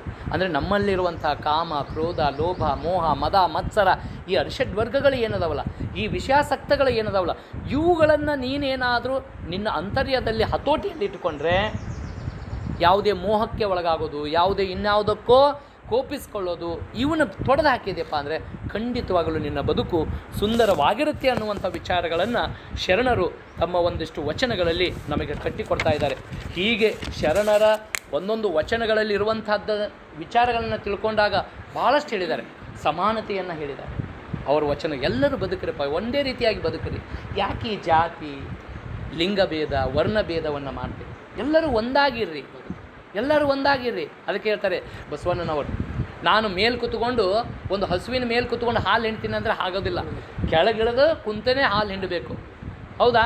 ನಿಮ್ಮ ಪಾದದಲ್ಲಿ ಕೀಳಾಗಿರಿಸುವಂತೆ ತಿಳ್ಕೊಂಡು ಬಸವಣ್ಣವ್ರು ಹೇಳ್ತಾರೆ. ಹಾಗಾಗಿ ನಾವು ಇವತ್ತು ಮೇಲಾಗೋದು, ನಾನು ಮೇಲು ನೀನು ಕೀಳು ಅನ್ನುವಂಥ ಮನೋಭಾವವನ್ನು ತೊಡೆದು ಹಾಕಿ ಎಲ್ಲರೂ ಕೂಡ ಸಮಾನರು ಅನ್ನುವಂಥ ಭಾತೃತ್ವ ಭಾವದಿಂದ ಬೆಳಿಬೇಕು, ಬದುಕನ್ನು ಸಾಗಿಸಬೇಕು, ಬದುಕು ಸುಂದರಗೊಳಿಸಬೇಕು. ಜೊತೆಗೆ ನಮ್ಮಲ್ಲಿರುವಂಥ ಒಂದಷ್ಟು ಅಹಂಕಾರ ಅನ್ನುವಂಥದ್ದು, ನಾನು ಅನ್ನುವಂಥದ್ದು, ಇದನ್ನು ಹೋಗಬೇಕು. ಯಾವತ್ತಿಗೂ ಬಾಗುವುದನ್ನು ರೂಢಿಸ್ಕೋಬೇಕು ಅನ್ನುವಂಥದ್ದನ್ನು ಬಸವಾದಿ ಶಿವಶರಣರು ತಮ್ಮ ವಚನಗಳಲ್ಲಿ ಹೇಳ್ತಾರೆ. ಬಸವಣ್ಣವರು ಒಂದು ವಚನದಲ್ಲಿ ಬಹಳ ಬಿದಿರನ್ನು ಒಂದು ಹೋಲಿಕೆಯಾಗಿಟ್ಟುಕೊಂಡು, ಒಂದು ಕಾವ್ಯದ ಪ್ರತಿಮೆಯಾಗಿ ಒಂದು ಬಿದಿರನ್ನು ಇಟ್ಟುಕೊಂಡು ವಚನದಲ್ಲಿ ಕಟ್ಟಿಕೊಡ್ತಾರೆ. ಬಿದಿರಲ್ಲಿ ಸತ್ತಿಗೆ ಯಕ್ಕಿ, ಬಿದಿರಲ್ಲಿ ಗುಡಿಗುಂಡಾರವಕ್ಕೂ, ಬಿದಿರಲ್ಲಿ ಸಕಲ ಸಂಪದವು, ಬಿದಿರಿಂಬೋ ಬಿದಿರದವ ಮೆಚ್ಚ ನಮ್ಮ ಕೂಡಲ ಸಂಗಮ ದೇವ ಅಂತ ಹೇಳ್ತಾರೆ. ಒಂದು ಬಿದಿರು ಹೆಂಗೆ ಬಾಗುವುದಷ್ಟೇ ಅಲ್ಲ, ಆ ಬಿದಿರು ಬಹು ಉಪಯೋಗಿಯಾಗಿ ಕೆಲಸಕ್ಕೆ ಬರ್ತೈತಿ. ಹಂಗೆ ನೀನು ಬಾಗುವಂಥ ಗುಣ ನಿನ್ನಲ್ಲಿರಲಿ, ಎಲ್ಲರಿಗೂ ಬೇಕಾಗುವಂಥ ವ್ಯಕ್ತಿಯಾಗಿ ನೀನು ಬಾಳು. ಆ ರೀತಿ ಆದಾಗ ಈ ರೀತಿ ಬಾಗುವಂಥ ಗುಣ ಯಾರಲ್ಲಿ ಇರ್ತೈತಿ ಆತನಿಗೆ ಭಗವಂತ ಒಳ್ಳೆಯದನ್ನು ಮಾಡ್ತಾನೆ. ಬೀಗುವಂಥವ್ರು ನೋಡ್ತೀವಿ, ನಾನು ಅನ್ನುವಂಥ ಅಹಂಕಾರವನ್ನು ತಾಳ್ದವರು ಎಷ್ಟರ ಮಟ್ಟಿಗೆ ಅವ್ರು ಏನಾಗ್ಯಾರ ಅನ್ನುವಂಥದ್ದನ್ನು ನೋಡ್ತೀವಿ. ಭಾಳ ಆಗೈತಲ್ಲ, ಬರೀ ನಾನು ಅಂತಾನ. ಇಲ್ಲಿ ನಾನು ಅನ್ನುವಂಥದ್ದಕ್ಕಿಂತ ನಾವು ಅನ್ನುವಂಥದ್ದು. ಜಲಾಲುದ್ದೀನ್ ರೂಮಿ ಅನ್ನುವಂಥ ಒಬ್ಬ ಕವಿ ಬರೀತಾನೆ, ಭಾಳ ಅದ್ಭುತವಾಗಿ ಬರೀತಾನೆ. ಆತ ತನ್ನ ಪ್ರೇಯಸಿಯ ಮನೆ ಬಾಗಿಲು ತಟ್ಟಿದ, ಒಳಗಿನ ದನಿ ಕೇಳಿತು ಯಾರದು? ಆಗ ಈತ ನಾನು ಎಂದ. ಒಳಗಿನ ಧ್ವನಿ ಹೇಳಿತು, ಇಲ್ಲಿ ಇಬ್ಬರಿಗೆ ಜಾಗವಿಲ್ಲ ಅಂತ ತಿಳ್ಕೊಂಡು ಬಾಗಿಲು ತೆಗಿಲಿಲ್ಲ. ಈತ ಹಠವಾದಿ, ಅವಳನ್ನು ಪಡಿಲೇಬೇಕಂತ ತಿಳ್ಕೊಂಡು ಹಿಮಾಲಯಕ್ಕೆ ಹೋದ, ಕಠಿಣ ತಪಸ್ಸು ಮಾಡಿದ. 1-2 ವರ್ಷಗಳ ಕಳೆದು ಮತ್ತೆ ಬಂದ, ಮತ್ತೆ ಪ್ರೇಯಸಿಯ ಮನೆ ಬಾಗಿಲು ಬಡಿದ. ಆಗ ಮತ್ತೆ ಒಳಗಿನ ದನಿ ಕೇಳಿತು, ಯಾರದು ಅಂತ. ಆಗ ಈತ ನೀನೇ ಎಂದ. ತೆರೆಯಿತು ಬಾಗಿಲು ಆತನಿಗಾಗಿ. ಅಂದರೆ ನಾನು ಅನ್ನುವಂಥದ್ದಕ್ಕೆ ಬಾಗಿಲು ಮುಚ್ಚಿಬಿಡುತ್ತೆ. ನೀವನ್ರಿ ಎಲ್ಲ ನಿಮ್ಮಿಂದ ಹಿಂಗನ್ರಿ ಅವ್ರ ಹೃದಯ ತೆರ್ಕೊಳ್ಳುತ್ತೆ. ನಾನಾ ಮಾಡೀನಿ ಅನ್ನಕತ್ತೆ ಅಂದರೆ ಅಹಂಕಾರ ಭಾವ ತಾಳಿದೆ. ಅಂದರೆ ಅಲ್ಲಿ ಬಾಗಿಲು, ಹೃದಯದ ಬಾಗಿಲು, ಎಲ್ಲರ ಹೃದಯದ ಬಾಗಿಲಲ್ಲಿ ತೆರೆದು ಆ ಹೃದಯದಲ್ಲಿ, ಮತ್ತೊಬ್ಬರ ಹೃದಯದಲ್ಲಿ ನಾನಿರಬೇಕಾದ್ರೆ ನಾನು ಅನ್ನುವಂಥ ಭಾವ ಅಳಿದು ನೀನು, ನೀವು, ನಾವು, ತಾವು ಅನ್ನುವಂಥ ಭಾವ ಯಾವಾಗ ನಮ್ಮಲ್ಲಿ ಮನೆ ಮಾಡುತ್ತೆ ಆಗ ಇನ್ನೊಬ್ಬರ ಹೃದಯ ತೆರೆಯುತ್ತೆ ಅನ್ನುವಂಥ ನಿಟ್ಟಿನಲ್ಲಿ ಇವತ್ತು ಅಹಂಕಾರವನ್ನು ತ್ಯಾಗ ಮಾಡಬೇಕು. ಜೊತೆಗೆ ವೈಚಾರಿಕ ಮನೋಭಾವನೆ ಕೂಡ ಬರಬೇಕಾಗತ್ತೆ. ಇವತ್ತು ಅಲ್ಲಲ್ಲಿ ಅನಿಷ್ಟ ಪದ್ಧತಿಗಳು ಇನ್ನೂ ಕೂಡ ನಡೀತಾ ಇದ್ದಾವೆ. ಸೊ ಹೀಗೆ ಶರಣರ ವಚನಗಳಲ್ಲಿ ಬದುಕು ಸುಂದರಗೊಳಿಸುವಂಥ ಅನೇಕ ಸೂತ್ರಗಳನ್ನು ಕಟ್ಟಿಕೊಟ್ಟಿದ್ದಾರೆ. ಇಂತಹ ವಿಚಾರಗಳನ್ನು, ಶರಣರ ವಚನಗಳಲ್ಲಿರುವಂಥ ಈ ಸೂತ್ರಗಳನ್ನು, ಯಾಕಂದರೆ ಒಂದು ಗಾಳಿಪಟ ಸ್ವಚ್ಛಂದವಾಗಿ ಹಾರಾಡ್ತೈತಪ್ಪ ಅಂದ್ರೆ ಅದಕ್ಕೊಂದು ಒಳ್ಳೆಯ ಸೂತ್ರ ಐತಿ ಅಂದಂಗೆ. ಈಗ ನಮ್ಮ ಬದುಕು ಭಾಳ ಸುಂದರಗೊಂಡೈತಿ, ಭಾಳ ಚಲೋ ಆಗೈತೆ ಅಂದರೆ ಎಲ್ಲೋ ಒಂದು ಕಡೆ ನಿಮ್ಮ ಜೀವನದ ಸೂತ್ರ ಚೆನ್ನಾಗಿದೆ ಅಂತ. ಅಂದರೆ ಶರಣರ ತತ್ವಗಳನ್ನು, ಆದರ್ಶಗಳನ್ನು, ನೀತಿಗಳನ್ನು, ಧರ್ಮವನ್ನು ನೀವೆಲ್ಲರೂ ಕೂಡ ಅನುಸರಿಸಿ ಜೀವನದಲ್ಲಿ ತಪ್ಪು ಹೆಜ್ಜೆ ಇಡದಂತೆ ನಡೆದಿರನ್ನುವಂಥ ದೃಷ್ಟಿಯಿಂದನೇ ಇವತ್ತು ನಿಮ್ಮೆಲ್ಲರ ಬದುಕು ಶ್ರೀಮಂತವಾಗಿದೆ, ಸುಂದರವಾಗಿದೆ. ಇದಕ್ಕೆ ಕಾರಣ ಬೇರೆ ಏನೂ ಅಲ್ಲ, ನಮ್ಮಲ್ಲ ಕಾಯಕ. ನಮ್ಮ ಕಾಯಕ ಶ್ರದ್ಧೆ ಇವತ್ತು ನಮ್ಮನ್ನು ಈ ಮಟ್ಟಕ್ಕೆ ತರಲಿಕ್ಕೆ ಸಾಧ್ಯ ಆಗಿದೆ ಅನ್ನುವಂಥದ್ದು. ಒಂದು ವೇಳೆ ನಾವೇನಾದ್ರು ತಾತ್ಸಾರ ಮಾಡಿದರೆ, ಆಲಸ್ಯ ಮಾಡಿದರೆ ಖಂಡಿತವಾಗಲೂ ಜೀವನದಲ್ಲಿ ನಾವು ಯಶಸ್ಸನ್ನು, ಸಾಧನೆಯನ್ನು ಮಾಡಲಿಕ್ಕೆ ಸಾಧ್ಯ ಆಗೋದಿಲ್ಲ. ಹೀಗೆ ತಮ್ಮೆಲ್ಲರ ಆದರ್ಶಗಳು ಇವತ್ತಿನ ದಿನಮಾನಕ್ಕೆ ಇರುವಂಥ ಪ್ರಪಂಚಕ್ಕೆ ಬೇಕಾಗಿದೆ. ಅಂಥ ಜ್ಞಾನ ದಾಸೋಹ ಮಾಡುವಂಥ ಇವತ್ತು ಹಿರಿಯ ನಾಗರಿಕರ ಈ ಒಂದು ಸೇವಾ ಸಂಸ್ಥೆಯಿಂದ ನನ್ನ 2ನೇ ಬಾರಿಗೆ ಮತ್ತೊಮ್ಮೆ ಭಾಳ ಪ್ರೀತಿಯಿಂದ, ಗೌರವದಿಂದ ಇಂಥ ಒಂದು ವಿಚಾರವನ್ನು ಮಾತಾಡ್ರಿ ಅಂತ ತಿಳ್ಕೊಂಡು ನನಗೆ ಅವಕಾಶ ಕೊಟ್ಟಂಥ ಈ ಒಂದು ಬಾಗಲಕೋಟೆ ಜಿಲ್ಲಾ ಹಿರಿಯ ನಾಗರಿಕರ ಸೇವಾ ಸಂಸ್ಥೆಗೆ ನಾನು ನಿಜವಾಗ್ಲೂ ಕೂಡ ಚಿರಋಣಿಯಾಗಿರ್ತಾ ಇದ್ದೀನಿ. ಯಾಕಂದರೆ ಅದಕ್ಕೆ ಹೇಳ್ತಾರೆ, ಎನ್ನಿತು ಜೀವನದಲ್ಲಿ ಎನ್ನಿತು ನಾವು ಋಣಿಯೋ, ತಿಳಿದು ನೋಡಿದರೆ ಬಾಳು ಎಂಬುದಿದು ಋಣದ ರತ್ನಗನಿಯೋ. ಅದು ಯಾವುದೋ ಒಂದು ಋಣಾನುಬಂಧ ಐತಿ, ನಿಮ್ಮೆಲ್ಲರ ಋಣಾನುಬಂಧ. ಆ ಋಣಾನುಬಂಧದ ಸೆಳೆತದಿಂದ ಇವತ್ತು ನಾವು ಇಲ್ಲಿ ಇಂಥ ಒಂದು ನುಡಿ ಸೇವೆಯನ್ನು ಮಾಡೋದಕ್ಕೆ ಸಾಧ್ಯ ಆಗಿದೆ. ನನ್ನ ಒಂದು ಕೆಲಸದ ಒತ್ತಡದ ಮಧ್ಯದಲ್ಲಿಯೂ ತಮ್ಮ ಒಂದು ಹೇಳಿರುವಂಥ ಕಾಯಕ ಅಂದರೆ ನನಗೆ ವಹಿಸಿರುವಂಥ ಕಾರ್ಯವನ್ನು ನನ್ನ ಮತಿಗೆ ತಕ್ಕಂತೆ, ನನಗೆ ತಿಳಿದ ಅರಿವಿಗೆ ತಕ್ಕಂತೆ ಇಲ್ಲಿ ವಿಚಾರಗಳನ್ನು ಮಂಡನೆ ಮಾಡಿದ್ದೇನೆ. ಇದರಲ್ಲಿ ತಪ್ಪುಗಳಾದರೂ ನಿಮ್ಮ ಮಗನಂತೆ ಅದನ್ನು ಕ್ಷಮಾ ಮಾಡಿರಿ. ಇನ್ನೂ ಅದರಲ್ಲಿರುವಂಥ ಅಂಶಗಳು ಚೆನ್ನಾಗಿದ್ದು ಅಂದರೆ ಖುಷಿ ಪಡೋಣ. ಅದನ್ನೇ ಇದೇ ಜೀವನದ ಸೌಂದರ್ಯ ಎಲ್ಲೈತಪ್ಪ ಅಂತಂದ್ರೆ ಇದೆ, ಖುಷಿ ಪಡೋದ್ರಲ್ಲಿ ಮತ್ತೊಂದು ಏನಿಲ್ಲ, ಖುಷಿ ಪಡೋದ್ರಲ್ಲೇ ಐತಿ. ಸೊ ಅಂಥ ಖುಷಿ ನಿಮ್ಮಿಂದ ಸಿಕ್ತೆ ಅಂದರೆ ಇನ್ನಷ್ಟು ನನ್ನ ಒಂದಷ್ಟು ಮುಂದಿನ ವೃತ್ತಿ ಬದುಕಿಗೆ ಸಹಾಯ ಆಗುತ್ತೆ ಅನ್ನುವಂಥ ವಿಚಾರಗಳನ್ನು ಇಲ್ಲಿ ಮಂಡನೆ ಮಾಡಿ ಮತ್ತೊಮ್ಮೆ ಎಲ್ಲ ಜ್ಞಾನ ವೃದ್ಧರು ಅನ್ನೋಕ್ಕಿಂತ ನೀವೆಲ್ಲರೂ ಕೂಡ ಯುವಕರನ್ನು ಮೀರಿಸುವಂಥ ನಿಮ್ಮಲ್ಲಿ ಚೈತನ್ಯ ಐತಿ. ಸೊ ಹಾಗಾಗಿ ನಿಮ್ಮ ಆ ಕರ್ತೃತ್ವ ಶಕ್ತಿ, ನಿಮ್ಮಲ್ಲಿರುವಂಥ ಆ ಚೇತನಾ ಶಕ್ತಿ ನಿಜವಾಗಲೂ ಭಗವಂತ ಇನ್ನಷ್ಟು ನಿಮಗೆ ಆಯುಷ್ಯವನ್ನು ಇನ್ನಷ್ಟು ಮುಂದೂಡಿ ನಿಮ್ಮ ಒಂದು ಜ್ಞಾನದ ಬೆಳಕು, ನಿಮ್ಮ ಅನುಭವದ ಬೆಳಕು ನಮ್ಮಂಥ ಯುವಕರಿಗೆ ಸಿಗಲಿ ಅಂತ ಭಗವಂತನಲ್ಲಿ ಪ್ರಾರ್ಥನೆ ಮಾಡಿ ಮತ್ತೊಮ್ಮೆ ತಮ್ಮೆಲ್ಲರ ಅಂತರಾತ್ಮದಲ್ಲಿ ಪ್ರಜ್ವಲಿಸುತ್ತಿರುವಂಥ ಆತ್ಮಜ್ಯೋತಿಗೆ ನನ್ನ ಬಾಗಿದ ತಲೆ, ಮುಗಿದ ಕೈಗಳ ಮೂಲಕ ಶರಣು ಶರಣಾರ್ಥಿಗಳು. ಸರಿ ಹೇಳಿ ಸರ್.